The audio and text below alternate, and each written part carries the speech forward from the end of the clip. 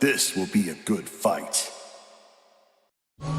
Alright, and what's going on, everybody? Welcome back to another episode of Sets here for Street Fighter 6. We are back on the airways where we get two players from around the globe. Well, this time we're back in the UK and we put them in the ring for a first to 10, but we have interviews, pre-match interview and the post-match interview as well to hear their thoughts on Street Fighter 6 and talk Street Fighter 6 in general, because that is the game we're playing and having fun with. And of course, we've got, I don't actually know what that image is. I don't know what this is. Never seen it, so I've only just seen it today. So whatever it is, it's my fault. I've been doing stuff all day. So whatever that is, I'm sure the community manager will explain himself in a couple of minutes. But yes, I'm going to be joined by two amazing people in the scene. Co-hosts, you can call them, or main hosts, because they are main hosts in their own right. But yes, this time I've got Ovaha and Veggie decided to grow his hair out. No, I'm just playing. I've got Ringe with me today. Yes, good old Ringe from across the pond. Ringe, talk to me. How you feeling today? Feeling good, man. Feeling good. Excited for a sets between ISDD and Flawless Deku, right? I always like seeing the long term when it comes to players versus each other and see how they kind of adjust over the course of a longer than tournament set, right? I'm always in the nitty gritty with that stuff. So these two, very cerebral, very willing to adjust to their opponent's strengths and weaknesses. So I'm looking forward to it. Sweet. And Ovaha, talk to me. How you feeling today? I'm feeling really good as well, and I would like to I'm agreeing with Ringe on the fact that always love to see a run back, especially last time, since ISDD didn't even have his main in the game because it was the demo version. So obviously he's been putting in a lot of work. I mean, both have been putting in a lot of work, but ISDD has been putting in a lot of work with Guile after the launch. So obviously it's a very different story now. But I'm excited to see how this will go, because it might go very differently this time. So obviously gonna be a good time. Well, there's only one way to find out, indeed. Yeah, no, I'll be good, but we'll get onto that very, very soon, because like Ovaha alluded to, ICD didn't have his main last time, but he's going to have Guile with him now. But yes, if you guys don't know, we've advertised it for the last 2-3 days. This is the fight card, so if we can get the team to put on the fight card, it will be an all-UK affair. Sweet. ISTD, the general, back on the show, but it's not going up against his rival, Jimmy. It's going to be going up against Flawless Deku. These guys played in the demo days, and ISD was using Ryu then, but he's got the Guile now. So we're going to see how much of a difference this makes. And of course, as Ringe did discuss earlier as well, one of the things we actually don't see often in Street Fighter 6 are actually long and extended sets, which is why I like to see some of these matchups in first to see how they really flesh out. So I'm kind of curious to see how Guile going up against Luke will happen over the course of first to 10. Heck, maybe one or two of them maybe might change characters, because these guys have actually been delving into the DLC characters as of recent spell. But we will get onto that very, very soon here. Now, the first thing I've got to ask, because Ringe, I don't think I've actually heard your opinion or seen it at all. Have you tried A.K.I at all? I haven't really tried A.K.I myself yet. I've been paying attention to people's opinions that have been playing her, notably Justin Wong, because I did an ICFC with Justin shortly after she came out. So I was picking his brain about the character a little bit. She definitely seems interesting, right? Obviously, very unique approach to a character. Obviously, a lot of things that's going to take a bit of time to really optimize and crack open when it comes to the strategy realm. But, you know, I'm a little bit concerned for her just at the beginning when trying to play like the typical Street Fighter 6 meta. Okay. I know that her lights are pretty short. Like Justin was telling me that she doesn't really have a triple light sequence that can actually connect with the opponent. I think there's a bit of pushback on the crouch light kick if you try to do like crouch light punch, crouch light kick, light punch, you know, stuff like that. So I think that hurts her a little bit, and it's going to take some time for players to kind of develop a meta after that 3 light string, right? It's not something as obvious as like a Cammy who can dive kick, or like a Luke that will throw in a special cancelable fireball here and there, right? So once that kind of gets nailed down, I'm excited to see her potential, but I think it's going to take some time for sure.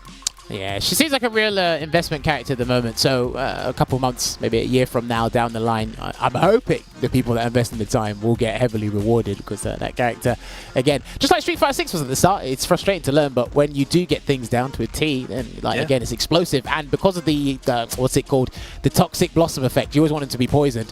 Like, the damage is there. Once they're poisoned, and you can consistently poison your opponent as well, like it starts flowing. And that's why she's one of the most entertaining things about her. But then her poison mechanic as opposed to Fang's one, well, there's pros and cons to either or, depending on how you look at it. Have you played much of A.K.I this week or these past couple of days yourself, Ovaha?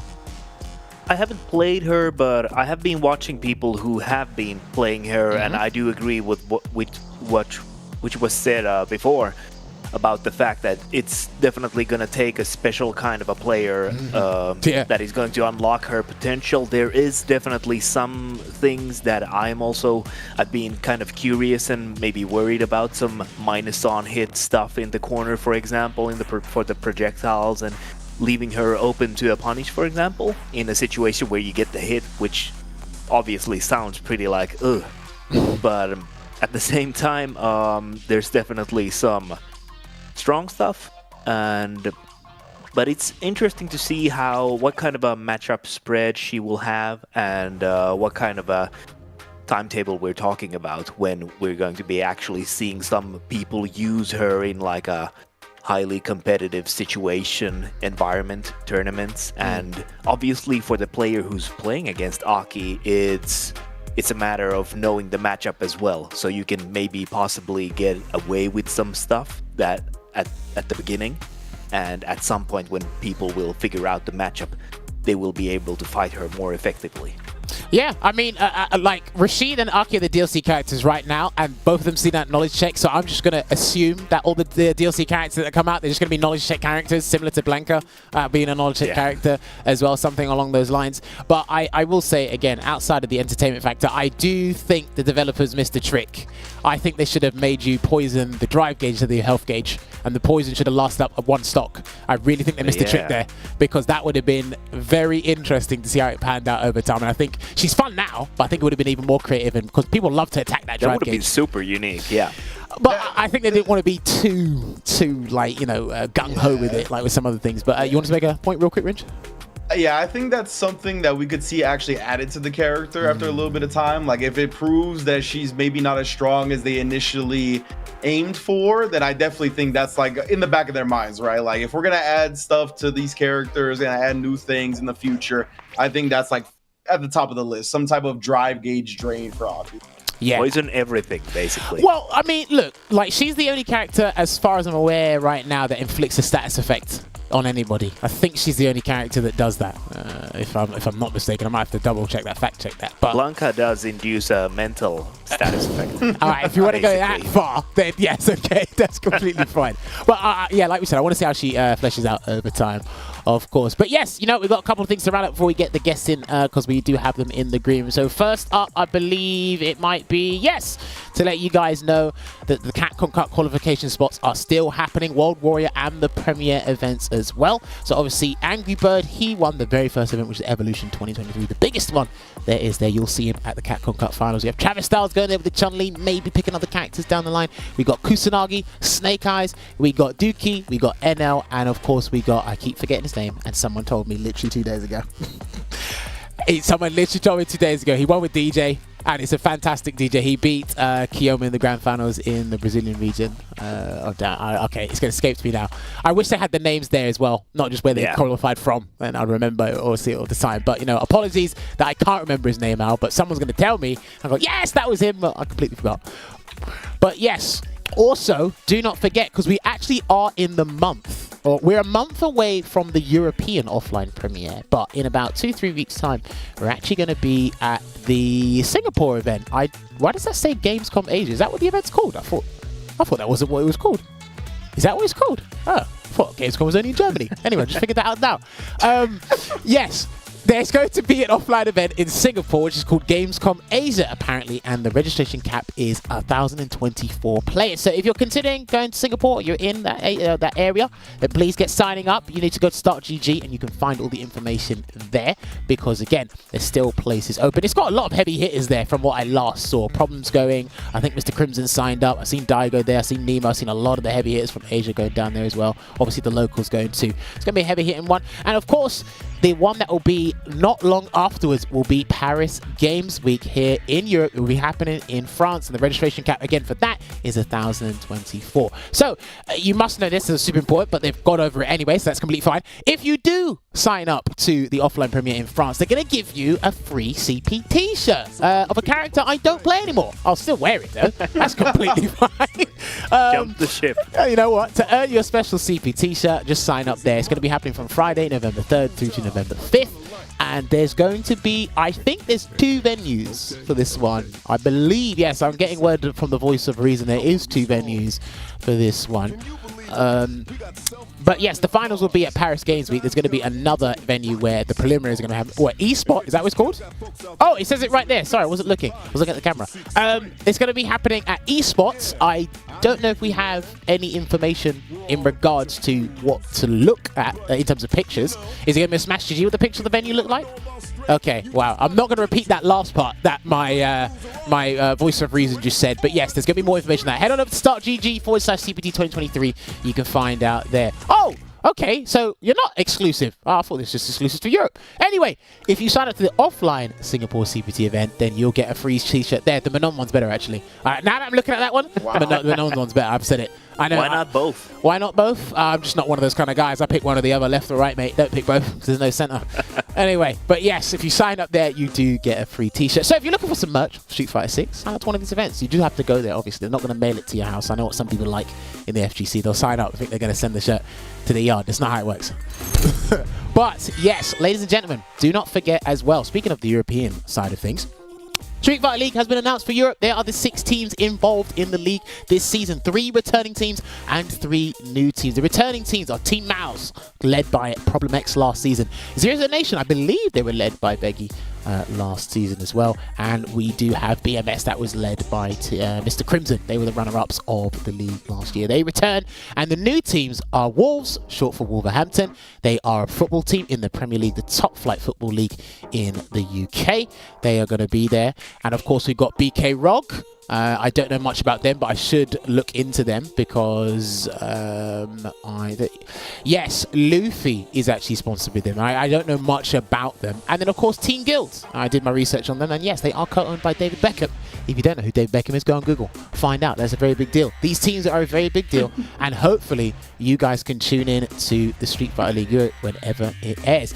And speaking of which, Wolves announced their team roster last night or yesterday, which was great. They went in, they got someone to do a song for them, exclusive track.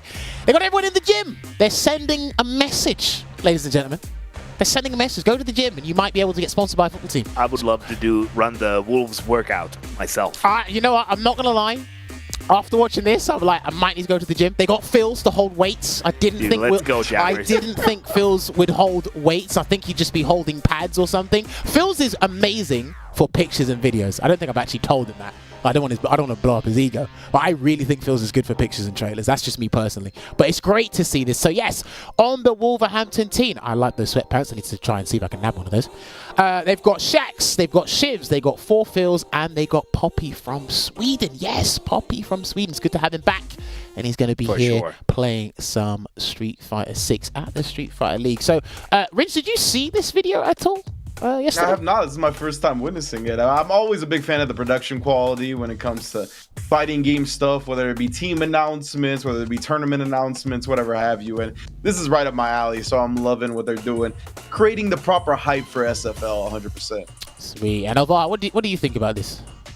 I think it's really great, and I do think it's a really awesome message that they're also sending about, you know, being a team, taking care of yourself, taking care of the team, taking care of yourself physically, because you will be performing better that way. So I think it's really sick, and obviously the cinematography is just peak.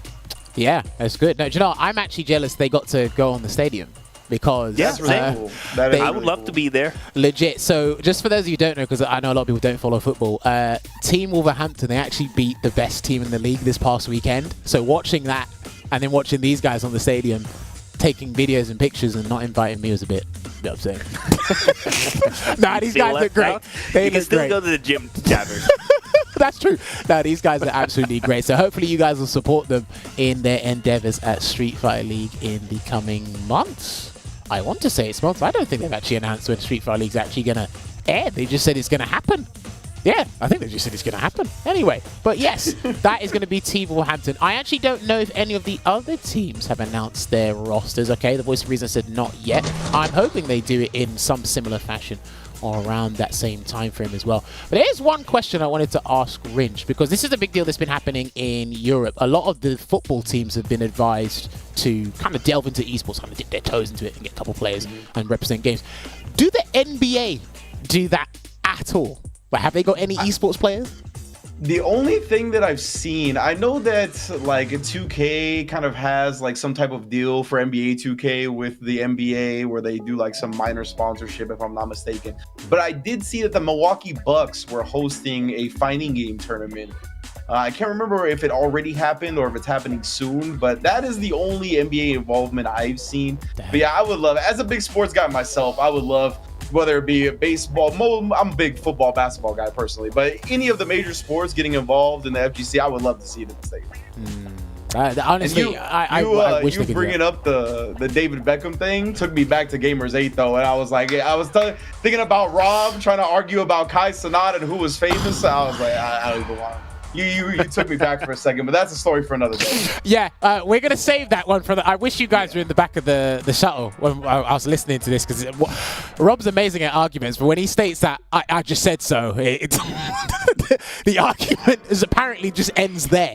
It's brilliant. But yes, that is what's going to be with the Street Fighter League stuff there, so do keep an eye on that. Make sure you follow at Capcom Fighters to follow all the details regarding that as well. I know some of the guys that are going to be part of SFL US, they've kind of told you that they're going to be there recording. I don't know when they're going to announce their side of things, but yes, all the SFLs will be underway very soon. Are we allowed to show the World Warrior stuff for the UK? Because I want to give personal congratulations to Rinj, or good job on the World Warrior this past Friday.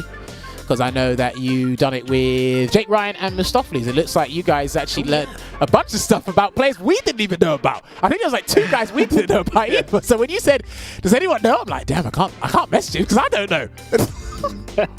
Straight up, right? Yeah, there was like, we even did research beforehand. I was able to find footage on one of the players that I was unfamiliar with, but another one that I was just like, I can't even find Street Fighter 6 footage of this dude. So I couldn't even find Street Fighter footage, period. So because of that, that's really cool though. I think seeing people flourish and kind of blossom in the process of World Warrior is something that it's like one of the reasons the World Warrior event started in the first place, right? Yes. It's to kind of get a lot of these players on a grind, hopefully show some spotlights on them that, you know, for these players that don't just get to travel all the time, or the ones that we're not as familiar with on a global scale. Yeah, 100%. It's just something that I actually can't wait to see what new competition sprouts from this World Warrior.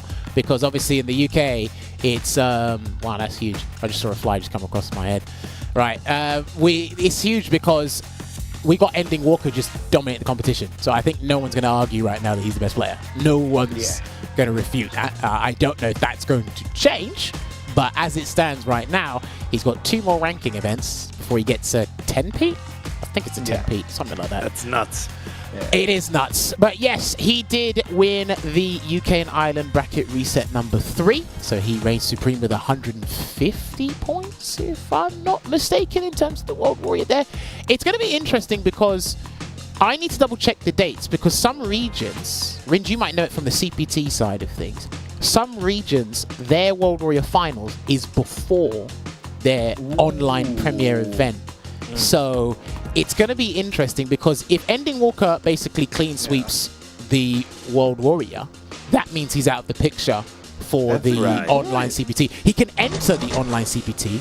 The spot will just be given down, which means you just have to basically look at all the other contentions, like Problem X, Broski, Infectious is playing, so he might come back. Hurricane might have a good day. You know, Shax might, Musanu. Somebody else might be thinking, well, if Ending Walker just takes that one, we gun for the other spot.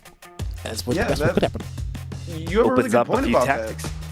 Yeah, because I think coming up soon, some of the production team that does CPT in the States is going to have to take a break because of, as you mentioned, SFLs are coming around the corner. We obviously have the offline premieres, and there's not going to be any online premieres to clash with that. So there's a lot of weeks coming up here in October and November that I think there's going to be some non-CPT onlines. And then December, they usually take a break for the holidays as well, right? Right. So yeah, I think there's a lot of World Warrior events that are going to get decided before their online premieres. And that's going to be a whole new wrench, 100%. It's interesting to see, because I think my brain was only thinking about people that would win the online premieres and then they'd be removed from the World Warrior picture, right? Not really the other way around. That's going to be coming up. Yeah, so it kind of works both ways if you think about it. I need to double check some of the details in general, but I do know for a fact France and UK, their online CBT premieres are in December, but I think their finals end in November. So it's like, okay, and there's not much of a time difference between the two finals. So it's like, okay, for example, if Ending Walker does win, it opens up the spot in the UK. If Mr. Crimson or Valmaster win the French World Warrior, it opens up the spot to another guy. And then it's like Ringe just said, it's like there's an offline premiere as well. One of those guys could have a good day. So there's other ways to qualify. And it's very interesting because at the end of the day, they need to get 48 players at the finals there. I do love the fact that there's multiple ways to actually get in. So that's always interesting because you can actually see how some people are focusing on like a specific route. And I do enjoy that. Yeah, no, 100%. I think it's what makes it more interesting, and the storylines. Obviously, from a player perspective, I don't think you want a spot handed to you. You want to earn it yourself. I think anyone competitive will tell you that in any regard. But either way, these guys are fighting tooth and nail to get as best as they can be to prepare for these big events, because they could be coming thick and fast later down the line. We would have had a crazy first couple of months anyway with the game, and this season's not even done yet. But speaking of which, I do want to get these guests in because we do have them in the green room. So I want to have a chat with them before we set them up for the first to 10. And I've got questions to ask these guys, and Ringe, I definitely want you in on the conversation as well because I want to get your opinion on this. But yes, if we can get... Well, look, you're here every week, so I can get your opinion anytime I want. Get your opinion anytime I want. Damn, but yes, bro. Let me find out. Have we got Flawless Deku and ICD? Have they unmuted their mics so we can get them on board to have a lovely chat with them? So, let me find out. Can these guys hear me loud and clear? Hello, hello. Right, we got Flawless Deku there. Perfect. I don't know where ISDD is. He's here with us, but his mic's still muted. Have we got him? I don't know where he is. I'll message him in Discord. Okay. His mic is unmuted now. All right, it's unmuted, but I don't know where he is. He might be talking and he can hear us, but we can't hear him. But I do want to get... We'll try and figure that out. Try and sort it out. But yes, as we do that, I'm going to talk to Flawless Deku. So Flawless Deku, it's been a little while. Hope you're doing good. Thanks for joining us tonight as well, here for your run back. Now, the first question I want to ask you in regards to Street Fighter 6. Oh, wait, have we got him? Is ISTD here? Henry? All right, okay, I can just about hear you. Still crackling, but we got you. We got you. Cool. All right, cool. We can work with that. We can definitely work with that. Thank you for joining us today, ISTD. Much appreciated for that. No worries. Let me ask Flawless first. Has your opinion on Luke changed from the beta days till now? Is Luke pretty much the same? Have you substantially learned something different? Talk to me about Luke a bit. Good question. I think I wouldn't say it's changed much. I think that as the game, everyone thought it was very, very strong at the beginning. He still is very, very strong. A lot of people saying top 1, top 3. I think in a lot of people's estimations he's gone down a bit just because I think other characters kind of flourished a bit more, in my opinion. I still think he's up there for sure. Maybe like later end of top 5, something like that. Around that area. That's probably where I put him. But he's just got all the tools. He's just very, very solid overall. That's not really going anywhere. It's just the thing that puts a few other characters over the top of him, in my opinion, is they have like the extra stuff, the more like kind of, skanks, quote unquote. Whereas he just kind of overall very, very solid, So he hasn't got a gimmick, is what you're saying? Yeah, not even necessarily a gimmick, because gimmick implies like they're kind of, not legit. But okay, fair. You know what I mean? Yeah, of course. Say for example, I don't know, Blanca, you can activate level 2 and then like go nuts and get a lot of damage that way. Whereas he doesn't really have anything like that. He kind of has to outplay you in each area of the game to win. Or Ken, where he's got certain mix-ups that he can kind of get a lot of free damage that way. Yeah, but still very, very strong overall, I think. Oh, fair play. I like that. Now, I've got to go to ISTD because I always like hearing his opinion because it's his opinion against the world, literally. Let me ask you, where do you place Guile? I personally think Guile is top 3, but I'm pretty sure you have a different opinion on Guile in Street Fighter 6. So 5, 6. Okay, why do you think he's the 5th or 6th spot then? Because, like, if you play him at a top level, the way people are playing him now is totally different from the beta test or the early days. With the parry mechanic and stuff, you have to adapt when you play Guile now. It's not the same as just throwing booms. Like, you got JP in the game. He's by far ridiculous. He's 10 times better than Guile. He's the best in the game. Of course, no, for that part. I think they're just exposing Gal's weaknesses a lot better. Gal is good, but it takes a lot of skill and a lot of execution to play all the time. And I could be like, see where I'm coming from. He's not the best in the game. Everyone knows that now. They used to say he was, but he's definitely really strong and he's up there as a contender. He just can't be the best. I don't think he's top 3 either. Oh, okay. Again, let's agree to disagree because that's my personal opinion. But again, you are the Guile specialist, so I can't really knock that. Talk to me, Jordan. What do you want to say? No, I said, I'd put him top. I'd probably say it's like JP, Ken, then Guile, in my opinion. For me, he's up there, man. Like, yeah, but DJ's better than Guile, man. Oh, wait. You're one of those guys. You think DJ's better than Guile?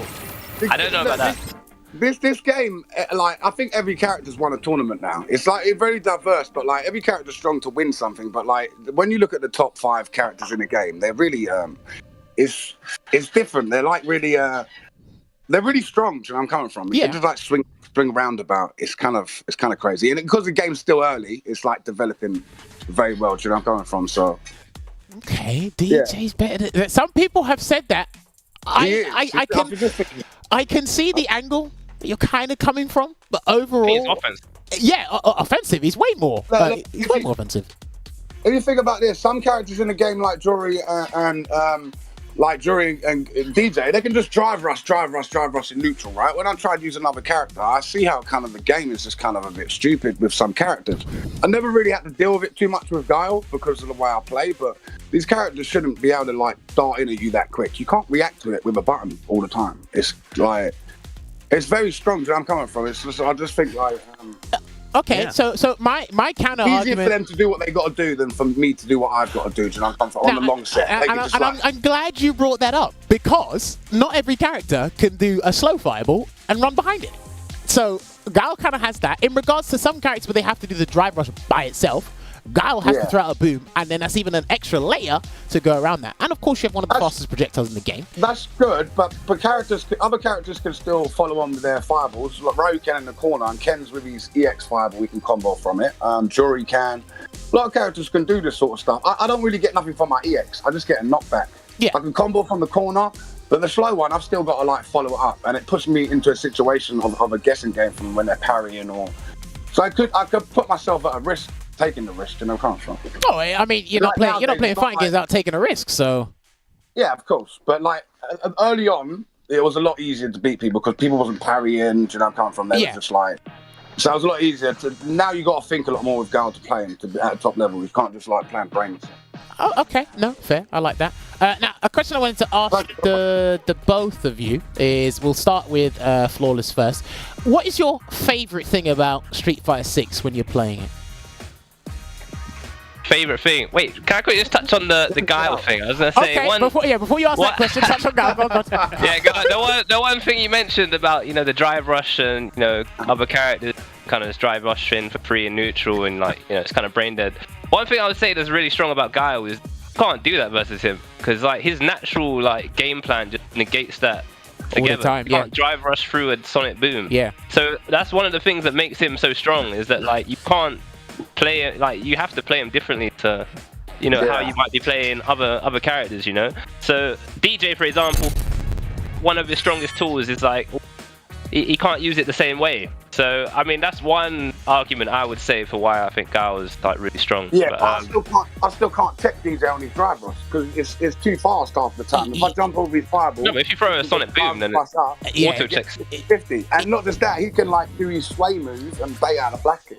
Like some of the characters who got fast ones, not really Jury's the way she plays, but with DJ and Kimberly, little gaps they seem to find. I'm coming from, but obviously you can just flash kick when you see the green. But this does still sometimes give you trouble. But I just kind of feel when I try and use another character, I kind of can feel for a lot of players what they've got to deal with. Do you know what I mean? Because I've always moaned about. You said it. I always moan about drive impact, not drive rush. You know what I mean? I don't really moan about the drive rush. I'm always moaning about the drive impact in the game. Like getting hit against the wall for blocking and stuff like that. We've all said something about that. They should at least scale it so people don't use level 3s all the time or something. Do you know where I'm coming from? Because I just don't like blocking and getting hit. That is a skank, I can't lie. Yeah. No, we get that. Now, before we continue that conversation, going back to what Flawless said, it's basically, look, once you throw out the boom, you've committed to it. But once they throw out the drive rush, they've committed to it. And drive rushes don't go through booms. So that's why people have to change the way they're maneuvering sonic booms, I should say. But yeah, go back to what I asked you, Flawless. What's your favorite thing, or a favorite thing you have about Street Fighter 6 when playing it? Favorite thing about the game? It's a tough one. I mean, there's a lot of things I like about it. I like the neutral. I like, I like that in this game, it's a bit more like footsie based compared to 5, for example. I like, I just kind of like enjoy that part of it. I also enjoy like the conversions you can get from neutral, like with punish with crouch medium or whatever. It actually leads to Oki and like, and then you can get your stuff started. I enjoy that. It's tough to say like one particular thing because I just enjoy playing the game, if I'm honest. Yeah, I can't really. I respect that. That's the best scenario. Yeah, well, that is the best answer, I should say. ISTD, what about you? Is there a favorite thing you have about SF6? Would you just like enjoy playing the game as well? I know you're just a fighting game fanatic in general, but is there anything particularly you like about SF6? Well, obviously Guile, and like the way every character is different. It's like got like you can play offensive, you can play defensive. I think there's so much things in this game to think about at one time that it's very more skillful than it used to be on Street Fighter 5. You have to always think about it. Like when I'm streaming and talking, I get hit by stuff a lot. You always have to be aware of your decisions and like DI and drive rush. You always have to think about the next thing. I like it. Where I'm coming from. I think there's a lot of in the years to come, this game's really going to develop a lot. But there are things obviously don't dislike about the drive rush. But one thing I do like, I really like Guile and how they've made the characters in this game. Okay. I do like that. Even though I think JP is very strong, I do like the character and the design. No, JP is a fantastic character. He's awesome. Look, we all know that. No one's knocking that he's not a sick character. You should be banned from tournaments, though, man. You should be banned. He's too strong. You know how many upsets he's done to people, and me as well, from tournaments and stuff. There's always been JP there or J. I know it's me to like learn another character around it, but I just don't see it. I think he beats everyone, man. Wow, that's a bold statement. He beats everyone. I think. Okay, definitely beats Guile. Well, can I just ask a follow-up question? Yeah, go for it. So, like you say that JP beats everyone. So, who do you think has the best chance against JP then? Do you know what? I've been always trying to think about that one. Maybe people have always said Cammy, but I don't actually really know. I actually don't really know because I've not really looked all into it. But like, look, Wendell Walker makes like making them look silly, to be honest. Yeah, like, but that's him as a player, to be honest. I still think JP beats Ryu. And I've spoken to Lord Venom about it. It's just that Ending Walker is just that phenomenal of a player. Yeah. Well, Lord Venom did beat him last short man, I think. But yeah, I don't know. I don't even know how that matchup goes. But Cammy, I just think JP, because of he controls the game from the get-go. 24/7 he controls the game. So like I think at a top level, and he's still evolving the character. I don't think anyone could beat him. I did say. But I don't think. Do you know? I did say. I don't know if Flawless and ISTD. I don't know if you agree with this. Ringe as well. I think you've heard me say it. But I do think the closest character we have to basically complete or fully optimized is JP. Because of just how like the players have been optimizing him, how much exposure you see him in tournament, people love. Yeah. I think JP is the closest character the community has come together to go, okay, I think we know. Even if you can't beat him, that's a different story. It's how close we are to just optimizing certain things. I won't say we've squeezed everything out, but from what I've seen, people are landing 50% or upwards from any given touch. And that's a bit wild, and I haven't really seen that with other characters yet, or they're not as, let's say, flamboyant. Because obviously everyone's optimized departures, they got the anti-air conversions down, they got the wall splat to 50% down with JP, and I'm just like, is there anything this character cannot do? It also feels like JP, my man Juggle Points, just has more opportunities to do those things, right? Like, that's what the JP stands for as far as I'm concerned, and it just feels like those situations for him come up more than every other character, and that could be a thing where we're just farther along on JP as a community than a lot of the other characters, but I don't know, man. He seems like he got the juice for sure. Oh, 100%. Again, not knocking that as a fantastic character. Another question I wanted to ask the both of you, because I know you guys play online a fair bit, is I wanted to ask you guys about the MR system and how you guys find it. ISTD, we'll get your opinion on it first. So, Master Rating, I think it's called Master Rating. What do you think about it, just in general? Is it a good system? Is SF5 systems better? Talk to me. You're asking me first, yeah? Yeah, I'm asking you first. Oh yeah, before I went to Vegas, at the beginning, I didn't understand it fully. I thought it wasn't any good. But yeah, definitely, it's the best ranking system any Street Fighter's ever had. I know sometimes when you got the rank really high, you start playing like challengers, but nah, it's definitely the most legit because you're always playing skilled players. Do you know what I mean? It's like every tournament. Sometimes you play the game, so it could be a grand finals in the tournament every time you play ranked, more or less. So it's really good. Good practice, and I think it shows consistency. Okay. Definitely, yeah. Cool, I like that. Flawless, what about you? Do you like this system, or do you prefer an older game system? Yeah, I have to agree. I actually really like, how much it feels is on the line in each ranking game. You know what I mean? Like, for example, if you play someone outside of Master, it's like, it doesn't really mean anything. I don't care. But like, whenever there's the MR on the line, you actually do feel, that it makes you want to play better, and it actually means something to you. And it's hard to climb up the ranks. Is how it should be. Yeah. I've took a lot of points off Flawless. Yeah, I don't know about that, mate. I think we played. I think we played once and I won, and then you invited me to custom room afterwards because you didn't want to lose any more points. No, you invited me, and then I bodied you. No, don't try it. No. I played you about 20 times. You've never beaten me in one set, Flawless. Don't even go there. Bro, save it for the first attempt. Yeah, let's save this. This is why we brought you guys on. Let's save this for the first attempt. attempt. Fun. I'm gonna have fun in that, but like, yeah, just saying. Well, that's hilarious, bro. We're gonna have fun. I remember we played one game and then he didn't even wait for the first two to finish. Hang on, ladies, hang on. There's plenty of time to throw sonic booms and flash kicks and punch each other in the face. You can do that in a couple minutes. Because I want to ask you guys one last question before we do hit to a break, because we are going to get you guys sorted real soon. Let me go with Flawless on this one first. Who do you think is the best character in Street Fighter 6 and why? Who's best? I think it's probably JP. I think. Right. I think Ken's up there as well. The thing is, I think JP, there's just more that you can't really do much about, in my opinion. And It's like, Ken overall is like just really solid and like does a lot of damage and got, he generally just does everything well. But JP has that extra kind of, you can't, and also on defense, so amnesia is just a bit ridiculous. It means that he can defend like way easier, I feel, versus everyone else, just by mixing that up with parry, for example. It's no one else. You're really at risk of losing 60% from just going for a throw. Like, you have to go for a throw at some point, right? That's just how fighting games work. At some point, you have to throw, and if you guess wrong and you know what I mean, not, it's a bit too much, in my opinion. I think that's. I get JP. That. I have said about JP as well. I think JP is the best character at utilizing the system and punishing it. I think he does both really well. Yeah, his no hurt boxes on his normals as well. Like the fact he can check drive rushes, like so can crouch medium punch. I think that's very, very strong as well. And he's and then he just plays good at like his drive rush is good. It's like great at like most ranges as well. Like zoning's really good. He can get damage that way. Then his offense is ridiculous as well. So, it's kind of like he's got the best of both worlds. Yeah. He's got a weapon as well. He has got like a little staff that sticks out. Wherever you drive, you try and drive rush. Play a Soul Calibur. Yeah. Man, Give me Soul Calibur, yeah. That's you know what I mean? That says he's got a weapon.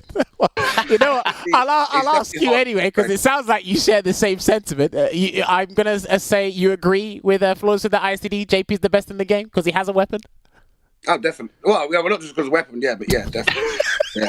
I think, look, you're going to see that. I think by the time Capcom Cup comes around, the character would have been more developed. There would have been like sneaky stuff. I think you're going to see a lot of them at Capcom Cup, and I think he could even win it. But it's the only time will tell. But I just think that you're going to see a lot more JP doing a lot more damage. All right, I'm going to ask one last question before we go to break. I'll start with Ringe first. How many JPs do you think are going to be in the cup? And there's 48 players total? Yeah. We'll go 16. Wow. Damn, he went go with 12. He went go a third. I would have said 20. Wow. 20. Everyone's saying double digits. Yo, okay. Flawless, what about you? I'd say 10 to 12, something like that. Wow. Okay. Maybe 10 even. Yeah. Most people have him in a pocket by then anyway. Most people have him in a pocket. Okay, no, fair.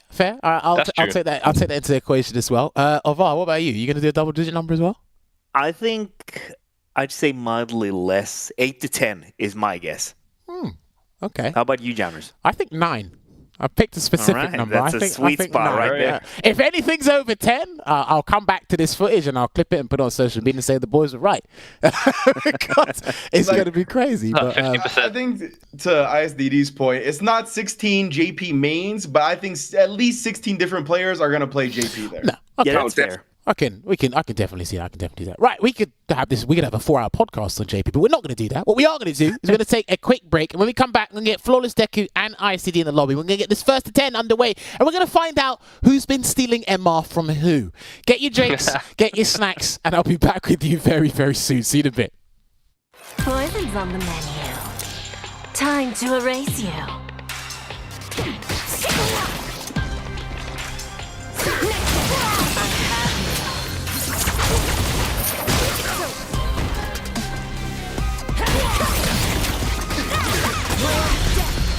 Let's do it. Here, there, then here, and there. My magnum opus!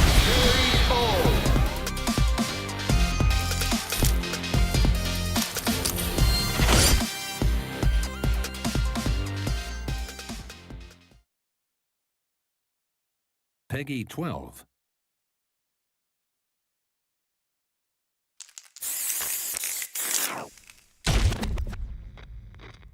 Time to work, time to work. When inhaled, coriamyrtin blocks the gamma-aminobutyric acid receptors in the central nervous system, causing spasmodic muscle contractions. Master, it's a work of art! It's perfect! What to do with you now? So, shall we put him out of his misery?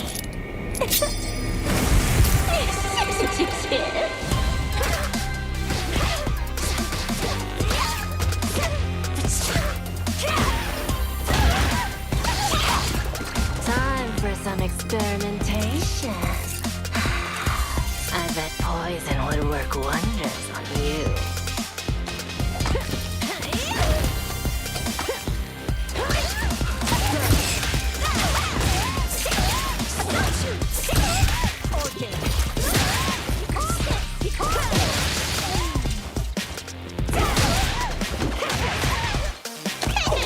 I wouldn't move if I were you.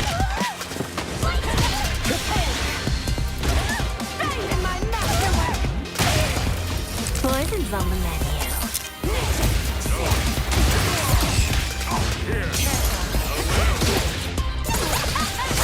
And finished with you.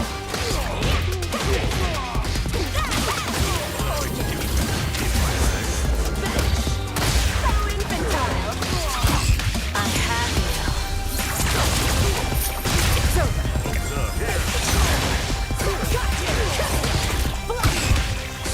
It's over. My other step. Let's do now. Here, there, then here, and there. My magnum opus! Is my poison kicking in?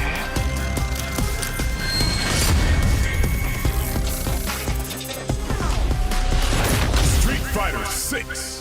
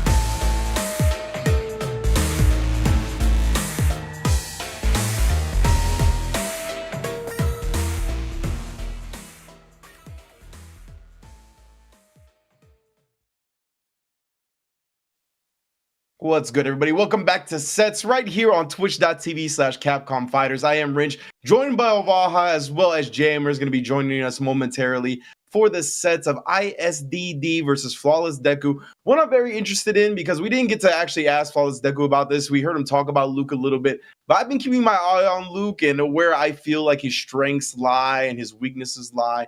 And to me, over the course of this little bit of time we've had with Street Fighter 6, he seems like an even more meter-intensive character than I think a lot of the top tier are.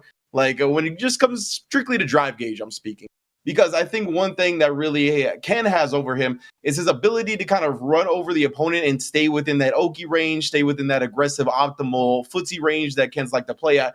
While Luke, sometimes they have to kind of back off because their drive gauge is going to get a little bit low if they go for a certain type of conversion. Drive rush cancels. I mean, almost all of his juice comes from stuff like that.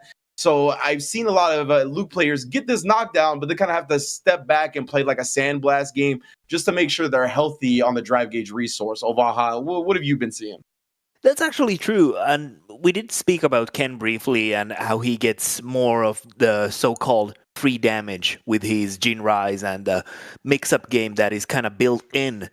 And it's true that Luke does have great whiff punish game, but it is sometimes very meter dependent. Sometimes you get the standing fierce into an EX flash knuckle, for example, and then you kind of gotta convert off of that. So that's already like a few bars here and there.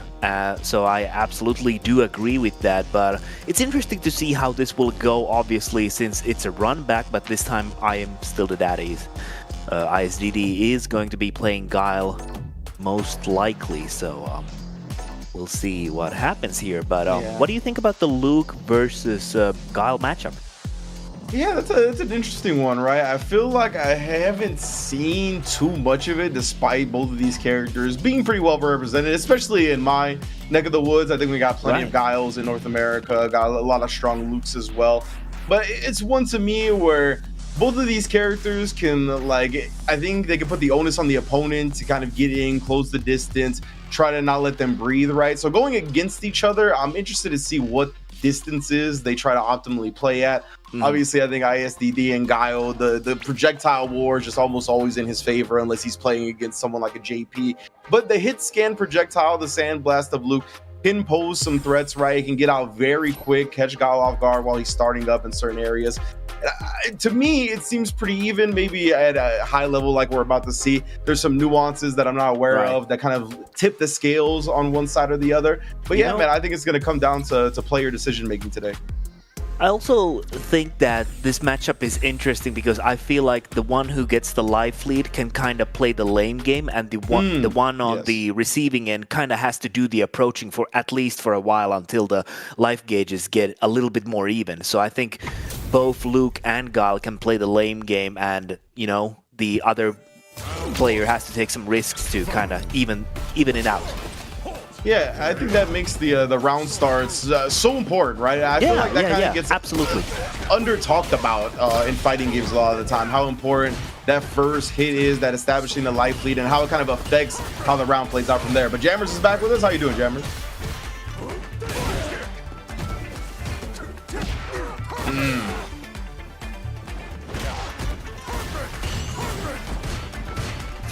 Most of the jumping hard punches cause a knockdown. Some of them have to be counter hit only. I kind of like that about Street Fighter 6, which is interesting. Kind of save these floating state combos, but it's really good to see.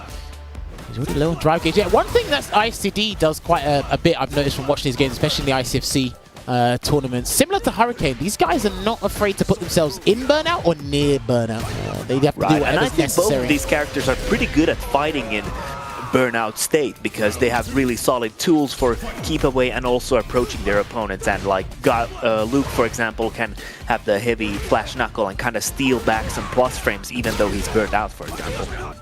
Man, at the end of the last round, I just wanted to highlight the fact that ISDD, FT jumped out of the corner, right? A lot of the time players get greedy when they jump out of the corner and they want to come down with a button, trying to catch the opponent blocking. But so many times in this game, the person that's waiting on the ground just walks out of the range of that button and then punishes your landing frames. Like right there, Flawless Deku probably would have been able to catch a DP on his landing, but because he empty jumped, he did not. But right now, Flawless Deku doesn't care about what happened in the first round because he takes the second. Well, they both haven't used any of their super gates just yet. Lovely jumping into light flash knuckle. Good block on the overhead. These guys definitely have to look out for their like overhead mix-ups from dry. There you go. Speaking of the devil, you got to look out for those. Lovely jump hard punch there. Jump-ins right now. I think you should spend level 3. Yeah, good choice. If you've ever wondered, Luke has some fantastic jump-ins though, and I've heard a lot of Guile players say that crouching fierce in this game is not as reliable as an anti-air, so I do think that he kind of has a hard time sometimes to intercept those jump-ins from Luke. That was a smart choice, right? Because he wouldn't have been able... If he DI'd back, I don't think he really had the health for that. And if he blocked the DI, he's going to get wall splattered into the round anyway. And they both drive rush at the start. What? These guys are madmen. Green means go. Oh, and then they jump in again. What's so interesting to me about his set so early on is that I was expecting the hard reads of the jumps and the drive impacts, specifically from Flawless Deku's side, to come later when he gets a better sense of the fireball rhythm of ISDD. But he's been on point here in the game 1. I think a lot of people, this is why I like the first to 10s. I hope we can bring more of them down the line. I think everyone's still playing with the first to 2, first to 3 mentality. And then they realize there's 7 extra games to play, and it's like, oh, okay, slow it down, kind of solidify the game plan, or switch it up. But this is going to be one of the more fundamental aspects of the game. I know there's drive rush and drive impact in the game, but when you look at what they have to do, basic navigation over sonic booms, you know, tackling each other's normals and whatnot, because both these characters are a fantastic set of normals. Misses his cross cut, rising uppercut. It's going to be huge here for ISDD. Speaking about the first to 10, it's definitely a marathon, not a sprint, but there's sometimes it's beneficial to kind of take a head start, maybe get a 2 or 3 game lead, and then kind of slow down afterwards, for example. So there's definitely different approaches to a longer set. All right, going to do Sonic Hurricane. He's going to close out that game to make it 1 apiece here. And he's in burnout again. One thing I wanted to touch up on what Ringe mentioned about the meter gauge before was I think the best way to put yourself in burnout, if you're going to do it on your own volition, is to burn yourself out by sending the opponent full screen. That way, you can set up shop and be a little bit more comfortable with the dry gauge replenishing slowly over time. That's one thing I've noticed that people should be doing a little bit more than burning themselves out. Yeah, I definitely feel nice that, parries from Flawless Deku here. Oh, that beat the jumping once again. Yeah, that jumping fierce is just working wonders for Deku. It's one of the best jump normals in the game for sure. We're seeing it highlighted again. Just cleanly beating that crouching fierce. Yeah, it's not quick enough, my friend. And there you go, just blocking the Sonic Booms up close, gets the anti-air there as well. And then immediately, like, just taking advantage of the hectic chaos. Deku sneaking in a drive impact Deku as well. See, and again, I know you get huge mileage off of drive rush overhead in this game, but Guile's one of the characters I feel like can really switch it up because he's got a good crouching medium kick, so you can get like a flash kick conversion, Sonic Hurricane. So I think ISDD should go for a couple of lows because people are just naturally standing up when they see drive rush and you have an overhead. Hey, okay, he tried it, but he blocked. There you go, yeah. Did you just order this, Jammers? Not really. It's just one of those things I had on my mind. Speaking my thoughts out loud, you know. But yeah, I do agree that dry rush into crouching medium kick for Guile is one of the stronger ones from the cast because he can convert pretty decently from it as well. That was sick. Get the perfect parry, and we've talked about this before, right? Perfect parry, the objective is 2 things. You either try and optimize the drive gauge steal, or you just put him in the corner. It's all about the position advantage. Oh man, he wasn't blocking cross up after the parry. Did he get it? Oh, just didn't quite break the armor there. I thought he pressed the crouch jab after the special cancel by Luke. I thought he would have tapped the button. I guess he didn't want to go into burnout. Yeah, exactly. Just waiting. He's got burnt out. Yeah, ISDD has been jumping a lot when he's in the corner. You see it again here. I want to see if Deku can kind of cash out big. Instead reacts to the boom with a level 3. That will be enough of a cash out to take this round. Yes, indeed it will. Good call there by Ridge. Yeah, it's something he's been doing since SF5. I can't remember if he's used it in SF4. When he's in the corner, he does jump back a lot. In this game, it's kind of more warranted. Only because of the eye and the wall splat and the stun. So I was gonna talk about jumping in the corner a little bit, even jumping forward, right? It feels like a tool that works more in this game than it has in the past. I think it's just kind of the result of the offensive meta in the corner and some of the commitments make you vulnerable to jump outs. But either way, ISDD huge lead here. Oh, Yeah, so that's actually a good this point. round has been all about ISDD right now. Right, and now this, we've been talking about this before, right? So if you're going to let Gal play the Sonic Boom game, you hold. There you go. He got the perfect area. Good stuff there from ISDD. You hold parry because at some point he's going to stop and move forward. And if you can recover before he gets to you in time, you can probably check his dash. But to stop him from like being comfortable Sonic Boom, hold parry. Not just tap it. So... I like that from ISDD. I was going to bring this up. If he could somehow move out of those jump normal ranges, then maybe he could punish Flawless Deku's landing recovery. He did that there. Walked forward, made it miss. Now he's got the corner. Yeah, like just like Jammer said before, like he's now been switching up the dry rush approach really well. Like he's going for throws, going for lows, and the overhead occasionally as well. Yeah, he might have been doing the overhead to condition him, to be honest, to sit still, so then he has to guess between a low and a throw. And if you're crouching, so then he can go for the grabs, for example. Yeah. Yeah, and the fact of the matter is, Flawless Deku hasn't been checking any of them until he perfect parries that drive rush, and he's going to get the combo straight to the knockdown here. No safe jump. He's going to go for the flash kick. Yeah, he went for the Oki since whiffing the shoulder tackle in that situation leads to Oki. So good call there. That was so smart to bet on it then from ISDD because he still had a bar of drive to play with after the OD reversal. Oh, and now jump is working on his side. What did that be? I'm curious Nice about tech this that. time. Great meter management from Flawless Deku as well. He's leading on that, so trying to bank on the burnout here, possibly. Oh, he got the confirm there into the EX Flash Knuckle. Gonna get a meaty crouch medium punch. Just keep ISDD here, and he can get nice conversion. spacing trap. Oh no, ISDD, he woke up with the crouch light kick, try to walk forward a bit. But you could tell like that whole sequence was because how low he was on drive gauge, right? We saw him just start making these moves a little bit early, just running into some of the Luke options to not get burnt out. Right. There I you do go. also feel like we did saw that Deku was using the standing roundhouse from Luke. I think that's kind of an underrated normal from Luke because there are some meaty setups there where it's like super ambiguous, and we did saw just now the spacing trap as well. So I think it's really nice seeing the usage of that move. All right, gonna take a boat ride to Memphis with the 6 punches. Let's see if he drive rush in, try to bait a flash kick. Is he gonna leave it? He drive rush in and he baits a flash kick afterwards. Well, the sequence happened. There you go. Didn't happen exactly how I panned out in my mind, but the 2 moves did come out. So I'll take a dub there. Yeah, I think that was a well-earned dub. I'll give you that one. Yeah, you can have that, man. It's all good. Now, let me double check. Is EX Sonic Boom faster than EX Sandblast? I think it is by like a couple of frames, but let me just double check. Where's the guy? Nice. There we This go. time Now- he's like, yeah, preemptive with the crouching fear. Getting it out nice and early on Deku's jumps. Nice and then conversion. blowing up his defense as well. Yeah, it is. Okay, it is significantly faster. Nice DI there. This is just a Hail Mary at this point because ISDD can close out this round if he just be a little bit patient. He's burnt out though, but And even At that this little point, it crouch does look medium grim. kick of damage was so good because now beautiful flash kick either way. But then Deku couldn't just drive impact for free because even the normal that would have gotten absorbed would have killed him off, right? So something like that is really important. And you're right, Right. yeah. No, good observation. I didn't see that. Just parrying again. Tap with the parry parries, again. yeah, eats the overhead though. Eventually you'll get there, but a nice jump forward there. No charge. And Ringe did say that, like, if Luke doesn't go for any meter in the combos, he the most he's gonna get is like jab, jab, jab into a light flash knuckle. So there's not much there to go on from. All right, there you go. Whoa, what a whip punish. I think that was his intention anyway. I'm not sure if he's Yeah. looking out for the normal, but down the line in this game, lovely safe jump. He did believe in it, and that should be the Nice. round if he spends everything here. He might just need the level 1. Yeah, Vulcan Blast is going to close it out here for that round. Also- But yes, later down the line, you are probably going to see people going for drive rush intentionally to whip punish certain normals because they'll be more comfortable with how it works in this game. You will see that later down the line. And It's Deku like, did say that he enjoys that about the game.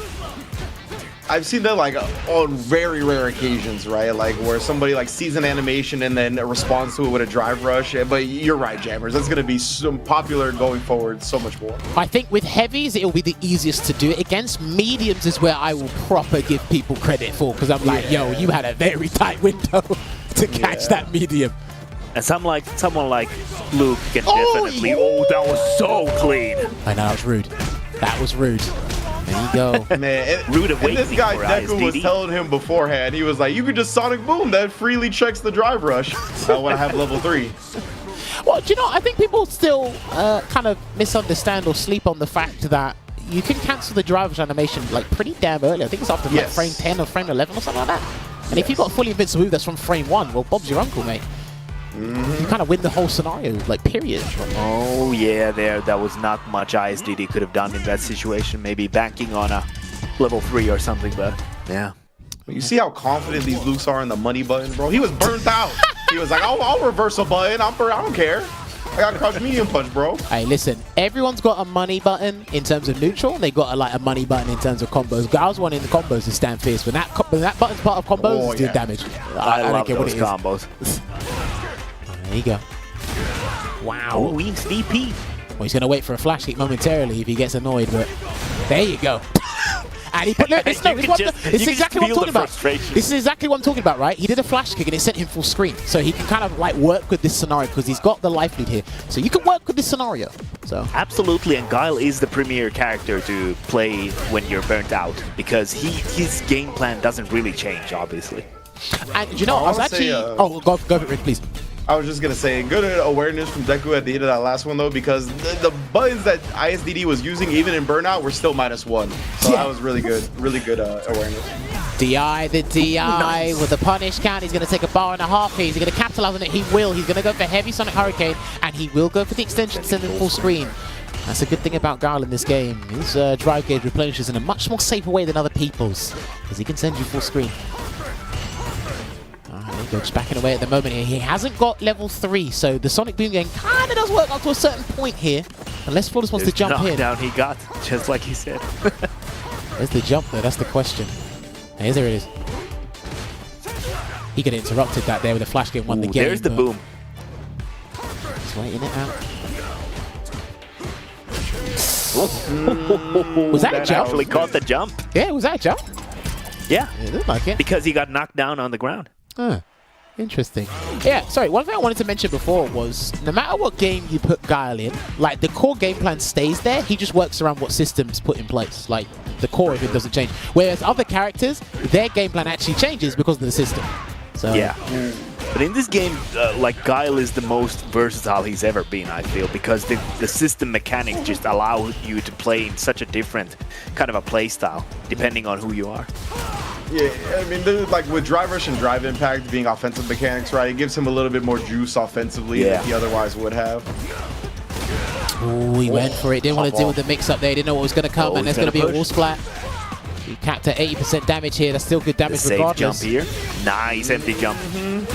Caught him pressing stuff. Cash out with a level 1. Put the $1 million button on him. Yeah, that's the money button. It is, bro. That crouch medium punch is crazy. It just feels so good to press that button. You know, it'd be even more dangerous if it was his SF5 counterparts. Like, it's pretty damn strong in this game anyway, but in SF5, like, you seriously have to respect that button. There you go. Away. But parried a little bit too early though. He is he's waiting for the perfect parry to get the jump, so he basically gets ISDD out of his rhythm, because all the perfect parry does against Boom is it eliminates the kind of stability in the Sonic Boom game. It's just a guess. It's not a guaranteed punish. With a sandblast on the way. I like the spacing from Deku right now because he's obviously waiting for a jumping from ImStillDaDaddy. I think they're both waiting for a jumping from each other, to be honest with you. It feels like it. They're both being very patient. Oh, there's the first carefully. jump. Oh, Deku though. They both been on point. Yeah. That's he tried the whiff punish there, just a little tad bit too late. And he got him. Again, bro. He's had good timings on these drive impacts because you don't do that in reaction to a Sonic Boom. No. Like if you react to with drive impact to Sonic Boom, he's recovering in time to drive impact you back. But so a lot of hard call-outs on Deku's side. This is the thing. This is because what you mentioned before, Ringe, where ISDD was jumping back in the corner. That was part of the reason, right? If if Flawless Deku's not doing anything to punish the jump backs, then why am I going to keep jumping? I'll just throw the booms again. But it looks like Flawless has just been identifying the Sonic booms. It's like, well, look, even if you block in time after I've done the boom, you're going to get wall splat regardless. So it's a win-win. Yeah. It's a win-win for him. And I've been saying this since the beta. I'm like, Guile really has to be careful throwing booms in the corner, man. Like, seriously. It's true. Nice throw tech. Yeah, it feels like Flawless Deku, that's mainly where he's looking for them. And I think it's because of the Sonic Boom nature. Oh, and now he went for the DI and just jumped over. I'm not sure if he missed his cancel and the target combo into his level 1 and he went for the DI as an option. There. He's like, that was sick. Hold up. That was sick. Breaking the armor in time, IsDD. Burnout almost depleted. He's gonna regain the meter though. He's got to be careful with the distance of the boom though, because Vulcan Blast is still a threat, but this is going to be the round. Flash kick should end it there, and he reset him just for the sake of it. A gratuitous overhead, no reason, and he gets the round there. That stand fear was tight though. Of course. I'm not gonna lie, I like Gal's combos in this game. I don't mind playing Gal, but I like his combos. Like that standing fierce just feels so gratifying to use like as a whiff punish tool in this game. It's just very satisfying. I do love the guile this game has. We done it That was again. a beautiful. Like, Oh, he whipped the DP, super dangerous, but IsDD just didn't get the punish there. All right, there you go. Gets a perfect there. Rebuttal to that first round here. And let's see if Flawless can take a 2-game buffer against IsDD, or will he make it 4 apiece? Because these guys, they're kind of equal in skill level. And again, It's been super even so far as well. oh, what Big a jump, jump! Oh, man. Missed the timing on the perfect flash knuckle though. It's hard, though, because when you do an early is. jump fierce with Luke, you then have to figure out, like, am I in range to do the crouch fierce? Because it might whiff. And then it's like, okay, now I've got to do the perfect, like, flash knuckle. So. Yeah, do I like have to invest meter? How much do I have to invest? It's sometimes kind of a... Got him. That's going to be the game. That will be the game. Keep it nice and simple. Yeah, he has the level 3. And he's just going to do fierce, heavy flash knuckle into the Pale Rider. And we go into a 5-3 game here for Flawless Deku in this set. I can kind of tell who steals MR from who at this point in time. But You think so? we'll see if it... Hey, listen. MR is like a great thing in this game and a very demoralizing thing. But like the guys have been saying, I like to ask all the players how they really feel about it, because it kind of just lets you know where you're at. That's just basically the layman terms. Yeah, of it. and the thing is that this game is sometimes so volatile. So, like, even if you are like a super solid player, sometimes you just have that day where you don't manage to squeeze in the wins, and you may lose like several hundred points of MR. So you just feel hopeless at that point. yeah, definitely the most consistency rewarding. Oh my, again, that anti-air just can't do nothing for IsDD. Meaty, juicy overhead. And I like that Flawless is doing the jump fierce when IsDD's not really looking for charge or holding charge. So it makes it even worse, because you're not always going to charge. You're going to press crouch fierce, not mindlessly, but like you want to use that as your normal attack anti-air. And it has been losing. Nice tech. Got him. Yeah, he got him. He's not dead though. Really good, and the meter management on point from Deku as well, just outlasting IsDD in the zoning war. Now, Flawless Deku's offensive reads so far in this set have been out of this world. Like, that's what has given him the lead so far. The jump-ins on the Sonic Booms, the DIs on the Sonic Booms, the level 1 right there. Like, he is really especially playing the DIs. I think those have been the most impressive for me, because we know that IsDD said that he really dislikes the mechanic anyway. So, like, it must feel extra demoralizing to just get hit by those. Sorry, that looks so silly. That should be the counter. Yep, Sonic Hurricane gets him out the corner. Still in burnout here, and that is going to be an abundance of damage here for Flawless Deku. Maybe the safe jump, doesn't even need to. Try to bait him. One more for the count? Nah, he got him. Nice burnout here too. Nice, definitely got to be careful if he goes forward. That jump fierce is how Giles had got like that in the first place, bro. Damn, it's like that now. Oh, that's not going to hit. Yeah, there you go. Too fast. Man said, I know the real reason why your hair's like that as a flat top, mate. That color is just out of this world, I gotta say. Yeah, the dipset Guile. all pink everything. Oh my goodness. Oh, he missed it. Wow. And I don't think that would have been perfect parried either there by Flawless, but he gets the 3-piece confirmed into the like flash knuckle. Try to bait a flash. Went for the dry rush for the Oki as well. See, I just clocked. One guy's got flash kick, the other one's got flash knuckle. That's going to be so confusing. I just clocked. Oh, nice punish counter. Oh, I thought that IsDD was going to let another flash kick rip. But let's let it rip on the jump in. Do you know what, Ringe? Like, just like a word of advice. I think the more you watch him, the more you'll feel what we feel when we watch him. You'll know when a flash kick. I promise you. Like, if you ever start commentating IsDD more, you'll just have this gut feeling as to when a flash kick's coming out. It's coming any moment. Hold of these. It's like a tug of war for the drive meter right now too. But Deku gets a clean hit. He's gonna cash out because he's gonna cash out the meter as well. That's gonna put IsDD real low on the drive gauge. Not quite burn him out. But he can't throw a fireball. That's the thing. Yeah. Go for a crouching medium punch. And that was the super. I promise you that was the super. He didn't. That must have been. He did a jump roundhouse by accident. That must have been a super. I can't What a believe scramble in the flash corner at knuckle, the bro. end there.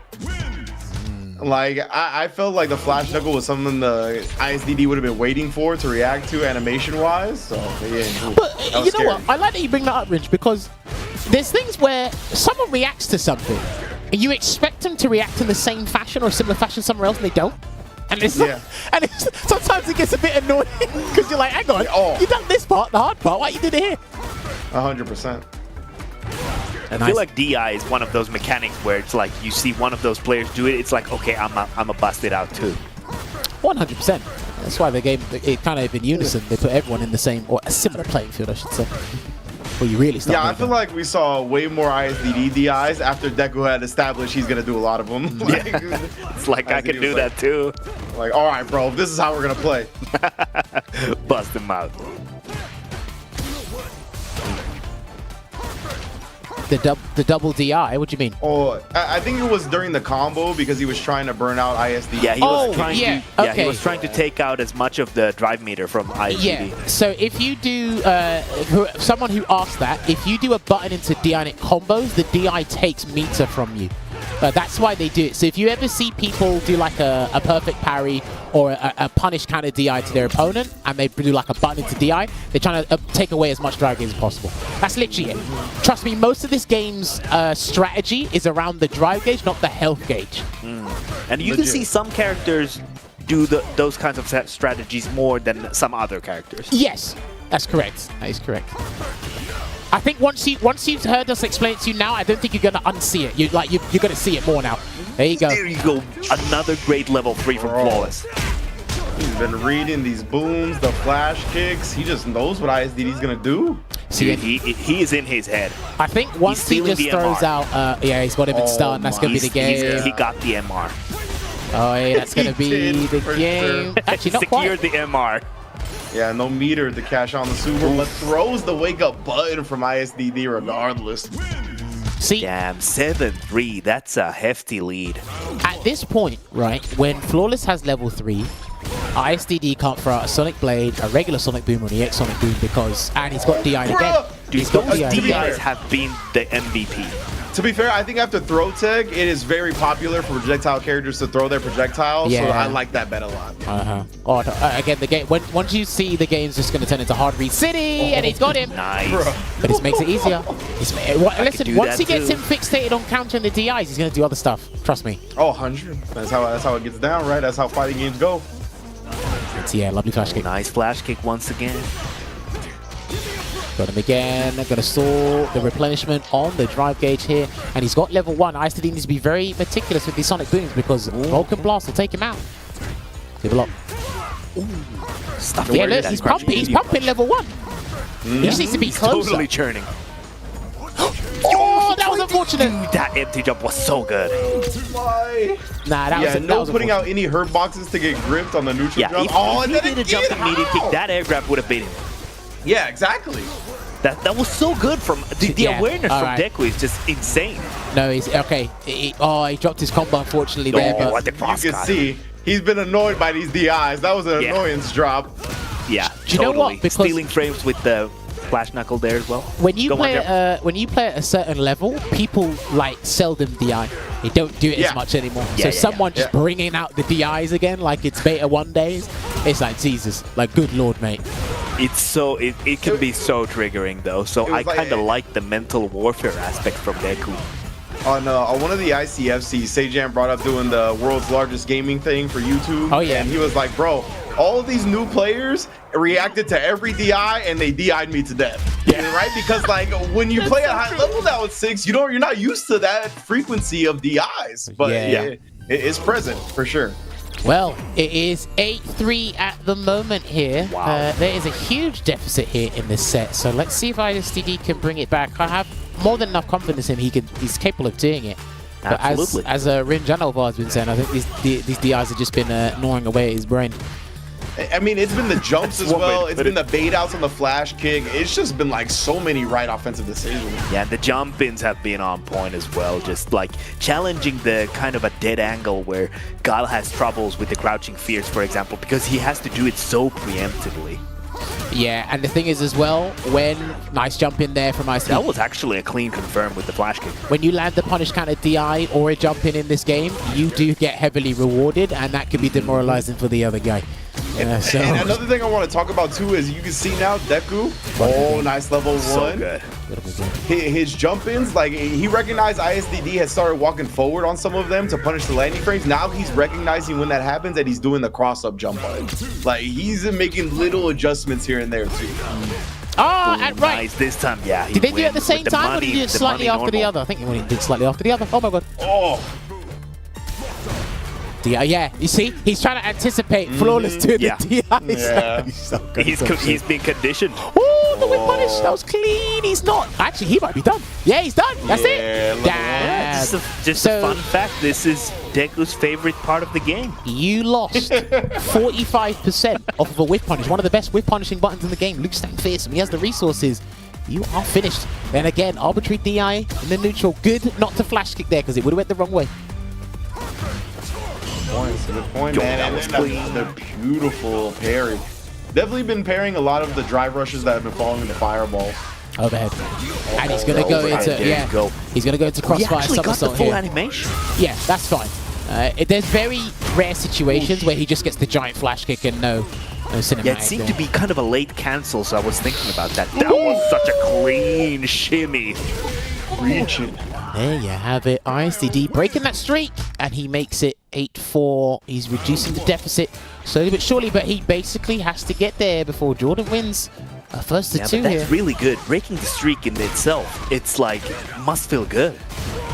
Oh man, that gonna take all those good feelings and throw them away on that one. But like, I do think it's very important. Yeah, I think it's important that he gets the dub at 8, right? To allow himself at least one more game of mistakes, but oh man, I don't know if it's gonna be enough. And the empty jump as well. There you go, just called it. Oof, empty jump low. Such a good option for Luke. I think it's a good option for anyone because of how safe jumps and certain situations in the corner just work in general. Luke has some fantastic safe jump setups though. I wouldn't say as good as Aki's though. Aki's are very simple and powerful. I need to see more of that. She's only been out for 2 days. Well, not 2 days, but a little bit more. There we go. Sonic Hurricane, is he going to set up shop? He's going to put out a boom, meaty boom there. The level 1 is still there, but Flawless is not going to use it just yet. Nice flash kick. Send it full screen. I put myself in burnout, not you, mate. Sonic Blade up. He's just waiting for him right there. That was beautiful defense. Yeah, there you go. That is traditional Guile. That is staple Guile gameplay to a T. This is looking fantastic here from ISDD, and he breaks away with the X flash kick. Now, Flawless has to be cognizant of the flash kicks again. What a pickup! Hello? Bro, that was sick. Bro, that was absurd. I've never seen that actually. Me neither. That's why we bring these. That's why we bring these guys on the show, because we want to see things that we wouldn't see in the first two. I would never seen that first two.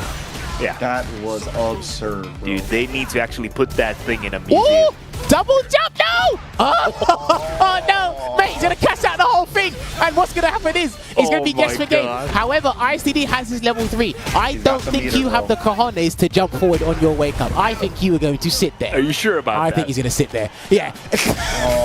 Nah, the situation was it is too big. The magnitude of that situation was too big. I don't think he was gonna jump on his wake up. Nah, no, it is too much. I think he tried to do, in a previous encounter like that, he tried to level 3 and he got an executioner, I think it was. That time round, I don't think you don't want to do anything, so. Yeah, too much on his mind right now. Looking a bit grim, but let's see if ISDD can bring it back. You think he was just concerned with trying to block it out till his burnout came back? That is a consideration as well, but in terms of trying to get back into the set, and it's like, right, if he blocks my level 3 and wins the game, I think that's more mentally taxing than him just throwing. That's true. Why get crumpled in the corner? I'm telling you, man, Phenom taught me a lot about this game, or like fighting games, had a satisfaction for your opponent, I'm telling you. Good point. Oh! He's a master at it. Oh, that was so clean! Here we go, he's going to take all the DI. No, he's going to just go for back throw instead. Oh, that's actually really smart because the scaling was there as well. Uh-oh. Dude, that was such a smart sequence from Deku. The perfect parry into the DI, into the back throw to get the superior screen control. Wow.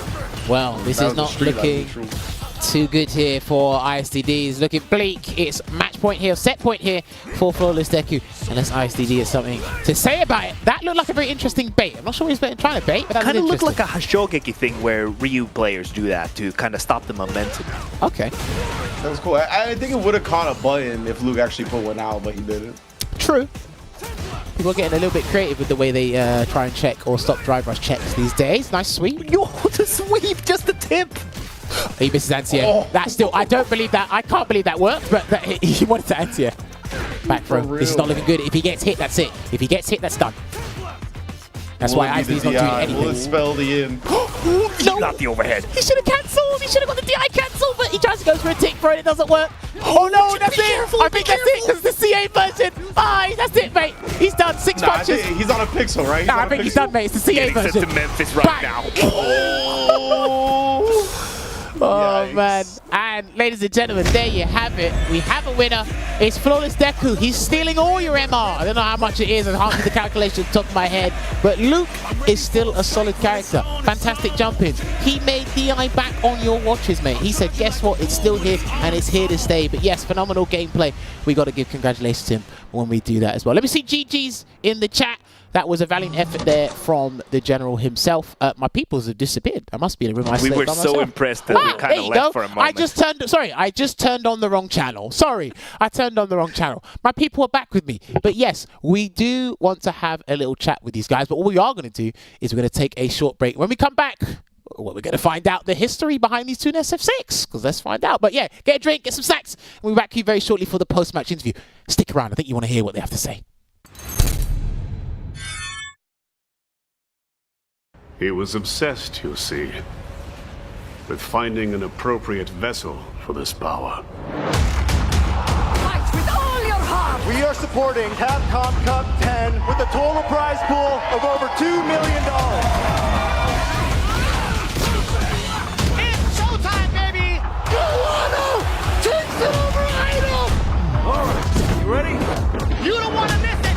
Let him go! Look at the damage! Look at that damage! Now's not the time for jokes.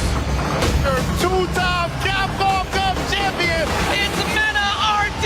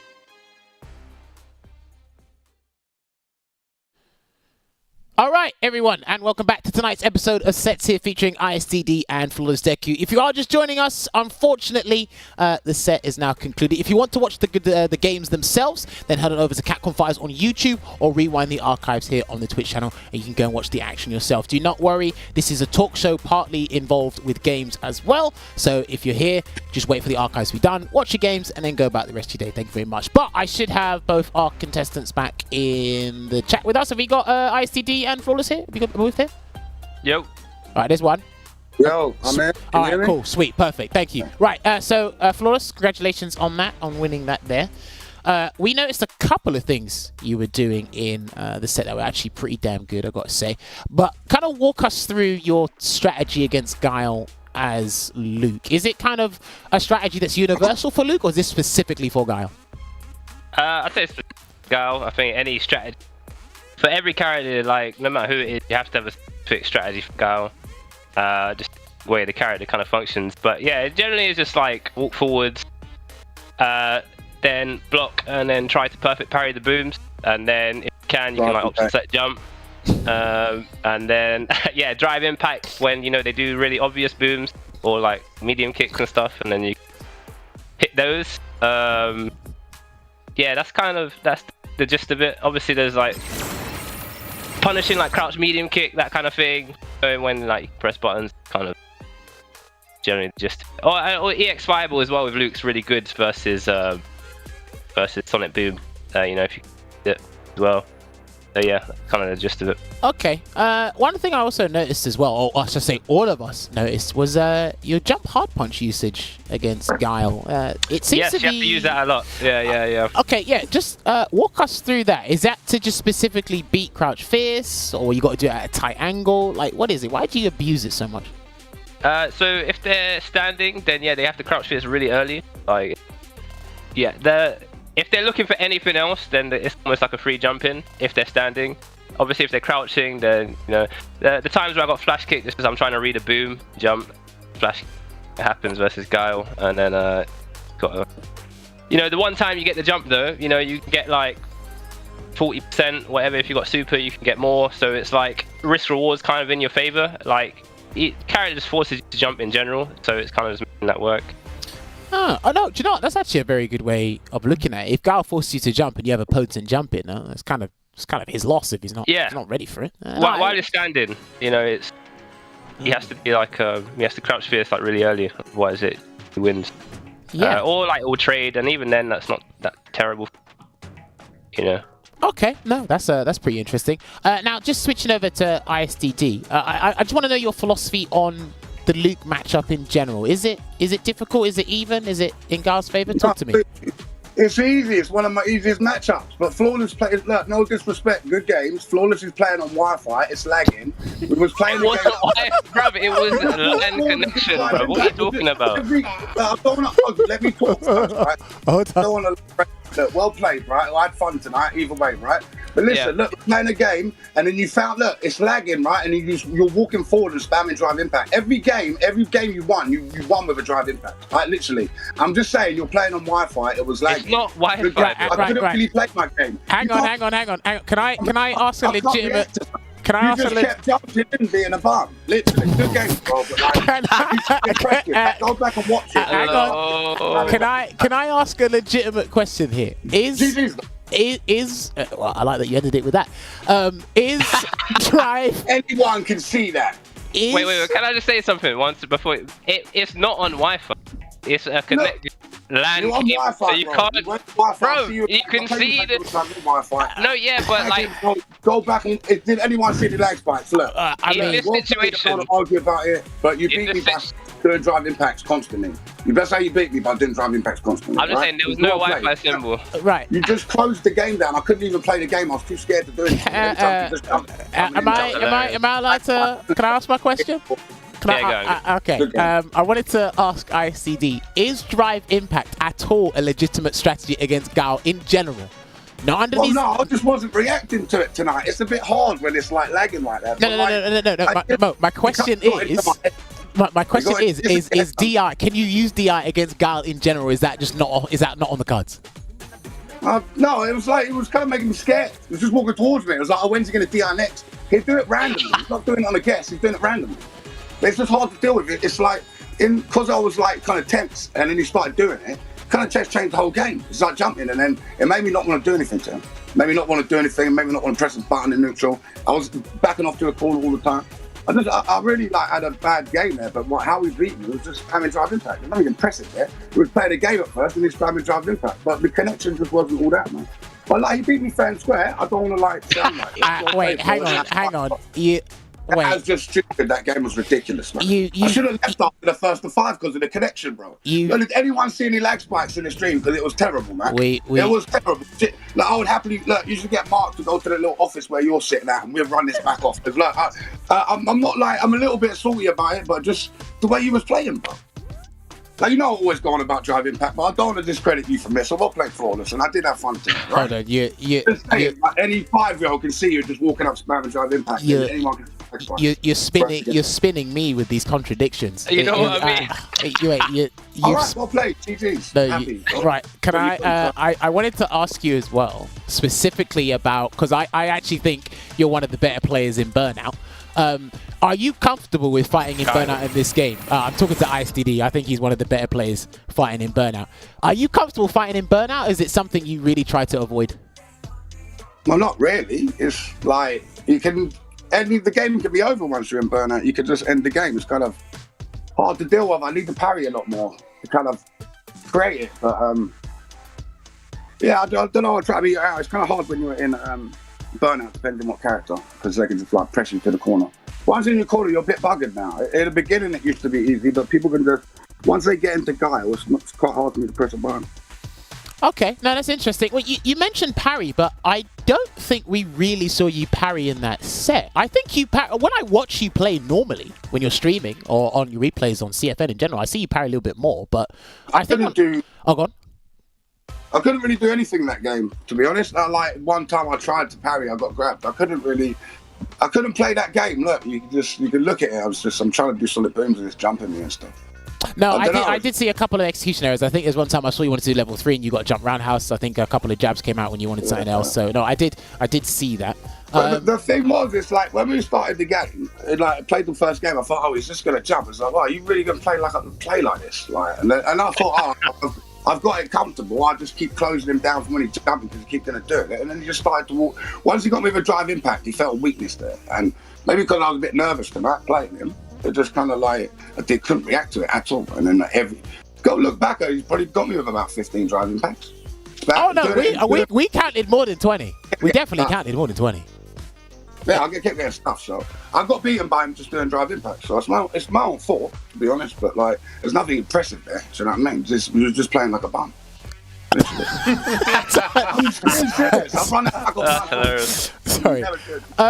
Let me... Well played. Don't want to sound salty, but like, I've just got... well, I just couldn't believe it. You just kept doing it, bro. But like, it's just my fault not to do... I was doing the wrong shit, so... Wait, but how many of them punished your Sonic Boom? Count that many. What's that? How many of them went through your Sonic Boom? Because he was getting my medium, he was getting all my buttons. Well, he's asking about the Sonic. He's asking about the Sonic Booms, not the buttons. He's asking about the Sonic Booms. Even the buttons, like if you can't medium kick and I drive impact, and you can't do anything, bro. Well, I wasn't sort of. What's that? What you said? I'm saying, so whether it's a Sonic Boom or a crouch medium kick or whatever it is, whatever button you press, and it gets. Can't DI for a Sonic Boom reaction. No, it's not a reaction, it's a read. I know, I'm predicting it. No, it's random. I could have DI back. Okay. I did DI a few times back against you, but you just kept doing it. Okay. It was a DI. That was a DI match. Well played, bro. Okay. All right, let me... Oh, go on. And it just was like bullshit, that game. All right, hang on. Cut back on the language, please. We apologise about the language, sorry. I'm going to swap. Okay, right, never mind. Right, let me ask you both this question. When we had Ending Walker on with Riekeman's Barnet last week, they said being in Burnout is not punishing enough. There's still a lot you can do to kind of get out of the situation. One of the things that Ending Walker suggested was there should probably be a 10% damage reduction when you're in Burnout, as well as not having access to your drive system. Would you agree with that suggestion, or do you think that's a bit too harsh? Flawless, let's get your answer on that first. I would say it's a bit too harsh. I think Burnout is punishing for sure. I think that you can definitely play in burnout, and I think it also depends on the situation. Like, say for example, you put yourself in burnout and you got them in the corner, then it's not really as punishing because they can't really take advantage of it. But I think that's fair because you put yourself in that situation and you've kind of weighed up the risk. They still do have the opportunity though. Say if they get one back throw, or they get a hit, then then it can be curtained. So you do still have to worry about that. Like most comebacks happen when you're in burnout. Like you put yourself in burnout and then it's like you have a life lead, and the only way you lost that really a lot of times is because of burnout. So that's why I probably agree. 10% damage reduction as well, just a bit excessive in my opinion. Yeah, that's my take on it. Okay, fair. ISTD, what about you? Do you think burnout should be more punishing, or is it fine the way it is? No, I think they should. When you can't press certain buttons, they change the frames on things. Oh, I think they need to put it normal, because I think that's a bit too. Like A.K.I, she can just press jab, medium, punch. Yeah, jab, medium. Yeah. This is just stupid. Like when you're getting burnout, it just looks silly. I think you should just change that back to normal. You get enough from the chip damage and to knock them against the wall. Like sometimes when you can't get press buttons, it's kind of like you might as well just give up the game once you put yourself in burnout. Sometimes, especially with resets and stuff. I don't disagree with that actually. I don't disagree with that. Ringe, what about you? Do you think they should revert the frame data back to normal when you're in burnout?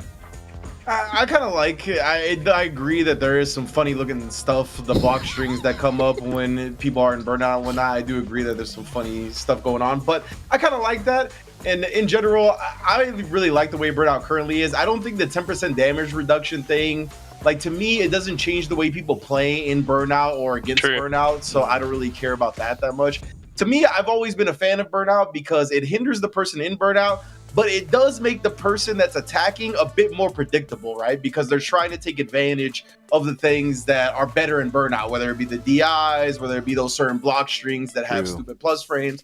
So I've always been a fan because if you make the hard read, which is a little bit easier to make because they're trying to take advantage of the burnout state, I mean, there's a give and take on both sides because of that. No, actually, that's a good call, actually. Interesting opinion there from Ringe. Ovaha, what about you? Do you think there should be something different about it, or are you kind of fine with the way it is? I mean, first of all, great points for Ringe that he brought up. I agree, damage reduction in itself doesn't really change anything about the play style. Personally, I do like where it is, where there's like inherent risks, but also, especially with certain characters, they can still function pretty damn well, especially characters like Guile and Luke, for example. So I think it's pretty good where it is. I wouldn't personally change really anything. I wouldn't at least make it more punishable. Okay, interesting. Right, the next question I wanted to ask was back to Flawless. You utilized level 1 a fair bit against Guile to punish him. How much of a threat is level 1, just in the grand scheme of things? Is it kind of scary in a 1st to 3 as opposed to 1st to 10? Because you were landing it a fair bit in a 1st to 10 extended set. But I don't know how valuable that level 1 is in general, because it looks like you're just punishing, not necessarily looking to get the round. You're just like, all right, I'll punish you to kind of deter you from doing that. So how much of a threat is level 1 in this matchup? In this matchup, it's really good. It's just, obviously it's hard to react to Sonic Boom just in general because obviously recovery's so good.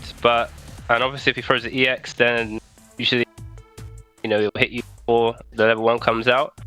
But yeah, if you're ready, then it's a good punish. Obviously it only spends 1 bar as well. So say if I've got the level 3 as well, you can use quite good.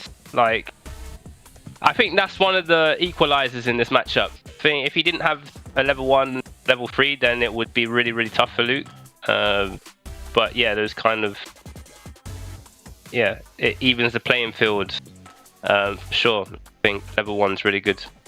Okay, cool. And even, I don't think it matters whether it's a 1st to 3 or a 1st to 10 or whatever. It depends on the situation.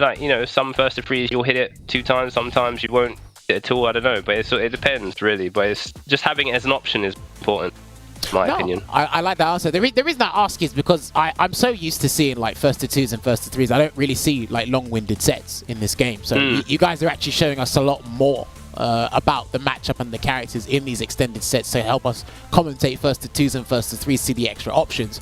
because you guys have had more time to experiment with things instead of limiting yourselves to just, right, my drive rush conversion's here, here's my frame trap, here's my wall splat conversion, I'm a perfect parry. This is that you're exploring the characters a little bit more as the set goes on, as opposed to just first to two, let's get the job done, because the system kind of does it for you. Does that make sense? No, that's true. Yeah, I mean, you definitely have different strategies depending. Like, obviously, kind of first to two, maybe you want to be a bit more bulldogish, where you're just like, look, I'm just trying to get an advantage.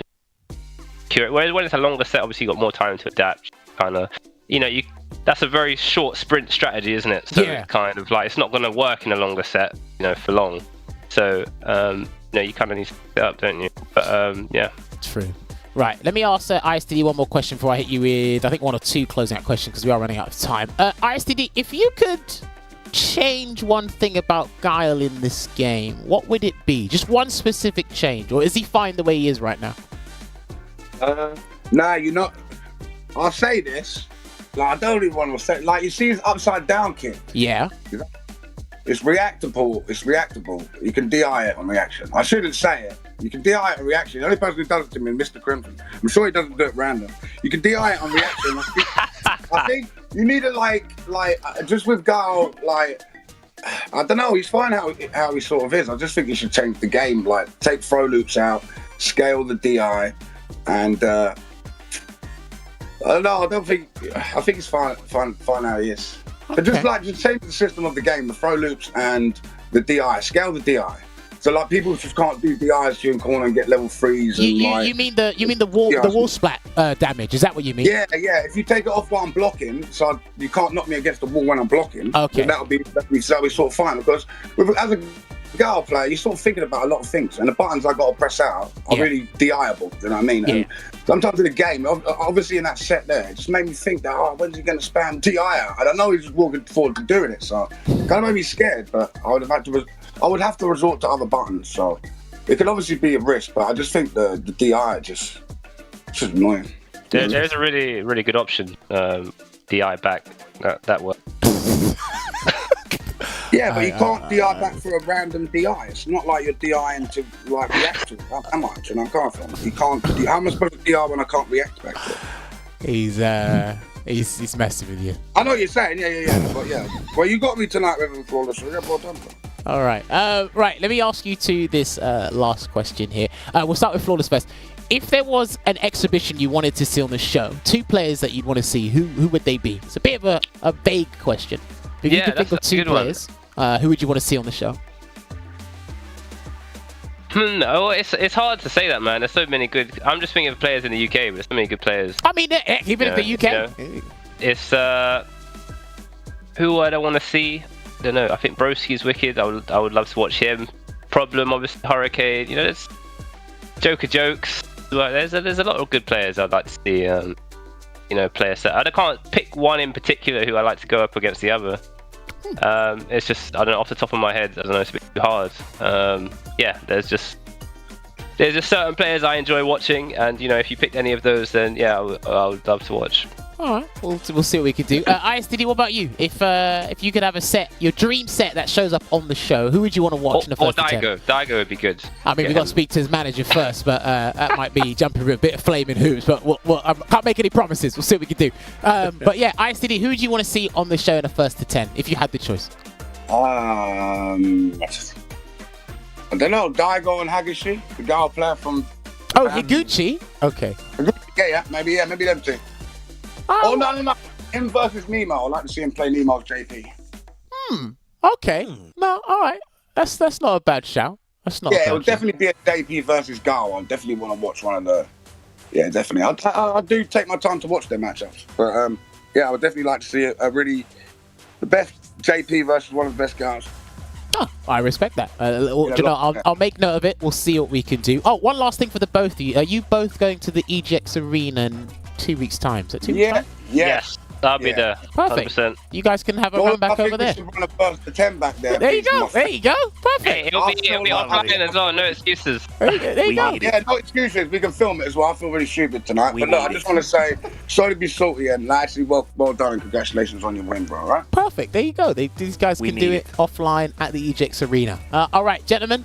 We are just about out of time here. Can we put their socials so people know where to follow them, please? These two lovely gentlemen. They produce content, of course. ICD, you can follow him on his Twitter at ImStillDaDaddy there. And ICD, you still on Kick? Is that correct?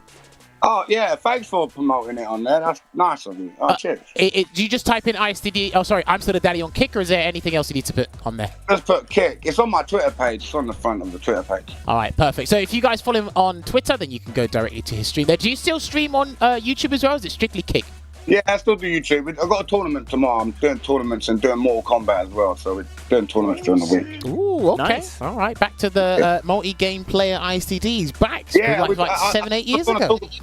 I don't want to talk about on the Street Fighter thing, but we're doing some like league over there, and I'm like up the top of it. I've got 4 games. Ooh, look at you. 4 wins so far, 100% make sure. So I'm not doing too good in it, but it's good to have a little breather from the DI standard. All right. All right. Flawless Deku, what about you? Is this are you back streaming? Are you still making content? Or are we just solely are we fixated on just competing in Street Fighter 6 right now? Yeah, I'm still streaming a bit recently. I took a bit of a break. I just had some work, and then I'm also trying to concentrate on competing as well. So it's kind of tough to balance. But yeah, I'm releasing videos still. If you want to check me out on YouTube. And then different clips. So recently I've been playing a lot of A.K.I on my stream. So yeah, got her to master, and we're kind of messing around with her at the moment. But yeah, more to come in the future for sure. Perfect. Yes, make sure you follow these gentlemen on their socials. Heck, you may be able to find if they have the run back at EJX Arena in 2 weeks' time as well. Just make sure you keep an eye out for that one. All right, gentlemen, it was a pleasure talking to you both. When you are ready, you can leave the Discord call and enjoy the rest of your night. Thanks for having us, man. It was a lot of fun. We will talk to you guys. If I come on to the show again, we get Jimmy's because everyone wants to watch that. We will. We've been trying to get Jimmy, but we need to give Jimmy a little bit of time. Obviously, he's got a second kid, so he needs to be a family man overall right now. I take care of my child as opposed to throwing fireballs, but when he's ready, he'll let us know. All right, gentlemen, when you're ready, you can leave. Take care. Thank you. All right. No, that was brilliant, I gotta say. That was amazing. He wears his heart on his sleeve. Well, both of them do, actually. I kind of love that. Yeah, it was great. It was great. I'm so happy for tonight. No, and you know what? Becky wasn't here to join us. That's a pity. But I mean, been a great time. Of course it has. Rinj, did you enjoy tonight? Yeah, absolutely, man. It was a great set. Love the banter between them afterwards. It was, it was good times overall. And like you said, like they both wear their heart on their sleeves. I'm a wear my heart on my sleeve type of guy. So whenever I see people like that, willing to put it all out there for everybody to watch, to ridicule, to praise, whatever it may be, I have admiration for that. So definitely big ups to both of them. No, definitely respect as well. But yeah, you will see them at the EJX Arena later. So I think outside of that, we do have a couple of closing things to do. Right. Explain yourselves. What is this? I've only seen this now. What is this? Spooky season. Well, it's is this a Halloween special or something? Yeah, spooky season buff, brother. Is this just is this an Avatar thing? Is this someone's DLC costume? What is this? Avatar. It is it's an Avatar season thing. pass. Oh, okay. Oh, Blanky-chan. Sick. Finally, a worthy challenger for the Turtles costume. I forgot to ask the guys about modern controls now that I look at it. I forgot to ask about modern controls. Okay, this looks pretty cool. Yeah. I do hope at one point we can actually set up an Avatar battle on the show. That'd be pretty funny. Wait for that. I'm hoping we can do something down the line. I've got it noted down in the cards, but if we can do something like that in the future, hopefully you guys will be down to watch that here. So yeah, apparently Spooky Party premium rewards. They're all here. There's the Avatar gear, the photo frame, spooky season, the stickers as well. Again, this is my personal opinion. I think Capcom are missing the trick. I think all the stickers they release in the game, they should be Twitch emotes. I think everyone will subscribe and they'll pay for them. It looks like that's someone's getting intoxicated or poisoned by. Yeah, is that Aki's bubble? there's the custom avatar like emotes or like special moves you can do in the lobby. The poses. Okay. They had some poses. Do you know what? It was amazing, right? How everyone was in. They were in the Battle Hub in the beta days and in the early days of Street Fighter 6, and everyone just migrated over to Fighting Grounds or custom rooms. Because I remember someone said it's a desolate wasteland here in the Battle Hub. I said, no, everyone's on the game. They're just in their own private rooms. Because it used to be packed out like an MMORPG. Ah, there you go. And of course, A.K.I is out now. She did come out on September the 27th. If you haven't got the deluxe edition or the premium pass, I urge you to get it. Only because I want it to be easier for your lives when you turn on the game. It's a pleasant surprise. When you turn on the game, they're going to go, oh, look, new character here. You got the costumes as well. You got everything. And someone's dressed up as Fang. He's not coming back. Don't worry. Very nice. Fang's not coming back. I actually prefer the way A.K.I works. And like I said, the thing is for me, all it is Fang and Gil combined. It's Fang with retribution effect. That's what A.K.I is to me. What's up? Jammers, did you see Fang's mustache though?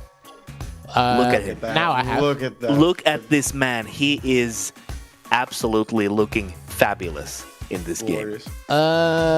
What a glow up. You guys think it's a glow. I just think he's out there to take your money. What? He looks amazing. I don't know. Maybe I'm the odd one out here. I don't see what you three are seeing. It's crazy. Anyway, there's stuff to be earned here at the Spooky Party as well. Don't forget, A.K.I is out. Of course, as well, we do have... Can we show the EGX Arena? Have we got that page? Because I wasn't mentioning it before.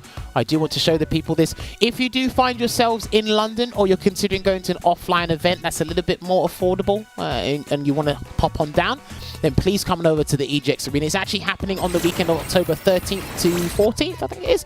Yes, there it is right there. There is a 5K prize pool there. The General will be there, ISTD, Flawless Deku will be there. A lot of other household names in the UK will be there as well. It's actually part of a gaming convention, so if you buy your ticket, you won't just be entering the tournament, you will be part of a gaming convention as well. So please consider it. If you want to get your offline fix for Street Fighter 6, it is over there and available. And then, of course, the World Warriors are still happening. Yes, I was correct. Okay, so that means the French one is happening November 19th, and their online premiere is in December. Okay, so this is going to work. All right. So, UOS number 3, or the Ultimate Open Series for France World Warrior, that is concluded. The next one is going to be October the 29th. I actually think a premiere is happening on that same weekend for CPT.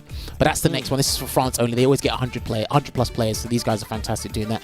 But their finals will be November 19th. So if you want to check out the French region, then please follow Reversal.gg, or sorry, Reversal.gg on Twitch.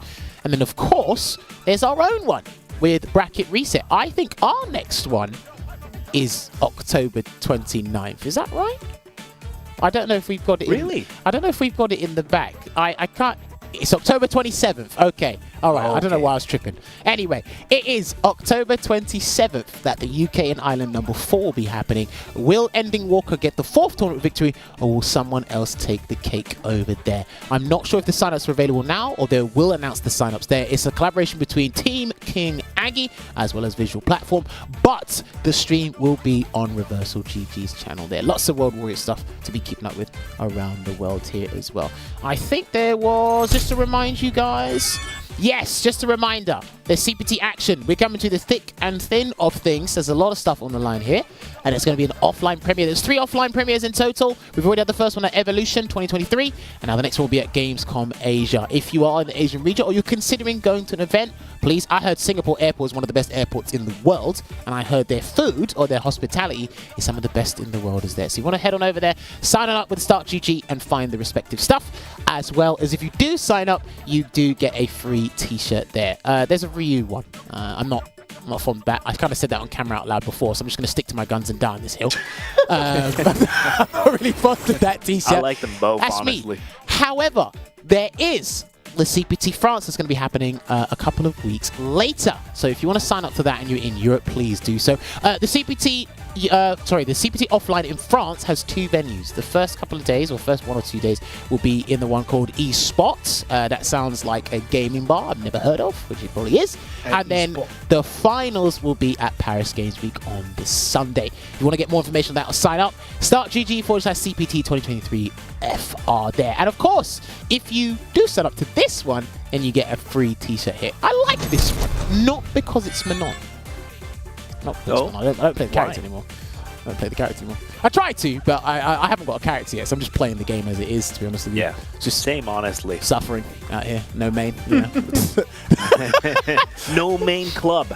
Hey, listen, hopefully it won't be too long. I just hope I don't end up like playing Ed and saying, yeah, Ed will do it. I just don't. I despise that guy honestly, for a long time. I'm putting all my bucks in Akuma.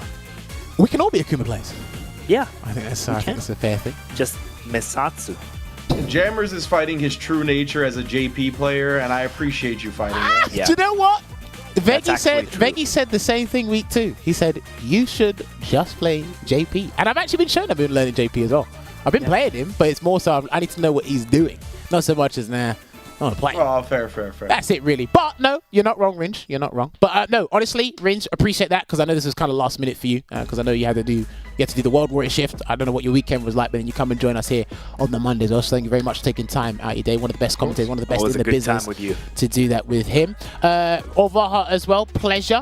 Now, an announcement before I give these guys their closing words. We are not on next week. That is for certain. We are not on next week because myself and the rest of the team actually have some stuff to take care of on the Monday.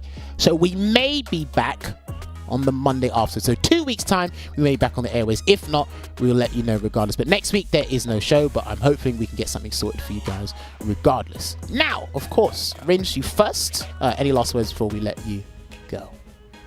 Great time on the sets as per usual. Like I said at the top of the show, I always like watching a first to 10, some type of longer FGC set, especially between 2 high-level players. Always a lovely time commentating with Jammers and Ovaha as well. And big ups to the production crew matching my TV with my hoodie. That's all I got to say. Fire. Do you know what? If he didn't sort that out, I wouldn't have noticed. Like, legit would have noticed. Happy accidents. Well done. We take those, baby. Ovaha, what about you? Any last words? I mean, it's just, in general, it's great to be back with the show. Obviously, we did have a longer break, but like these 2 episodes have been fantastic so far. Just absolute top guests and top banters. Always a good time with you both, and Beggy, of course. Shout outs to Beggy. But hopefully He's too busy we'll being be Hollywood. Yeah, exactly. But obviously we'll be back shortly, but in the meanwhile, play Street Fighter and just have a good time and take care of yourself. Sweet. All right, you heard it there. Take care of yourselves. We'll see you back when we can. Catch the archives on twitch.tv/CapcomFires or subscribe to the YouTube channel.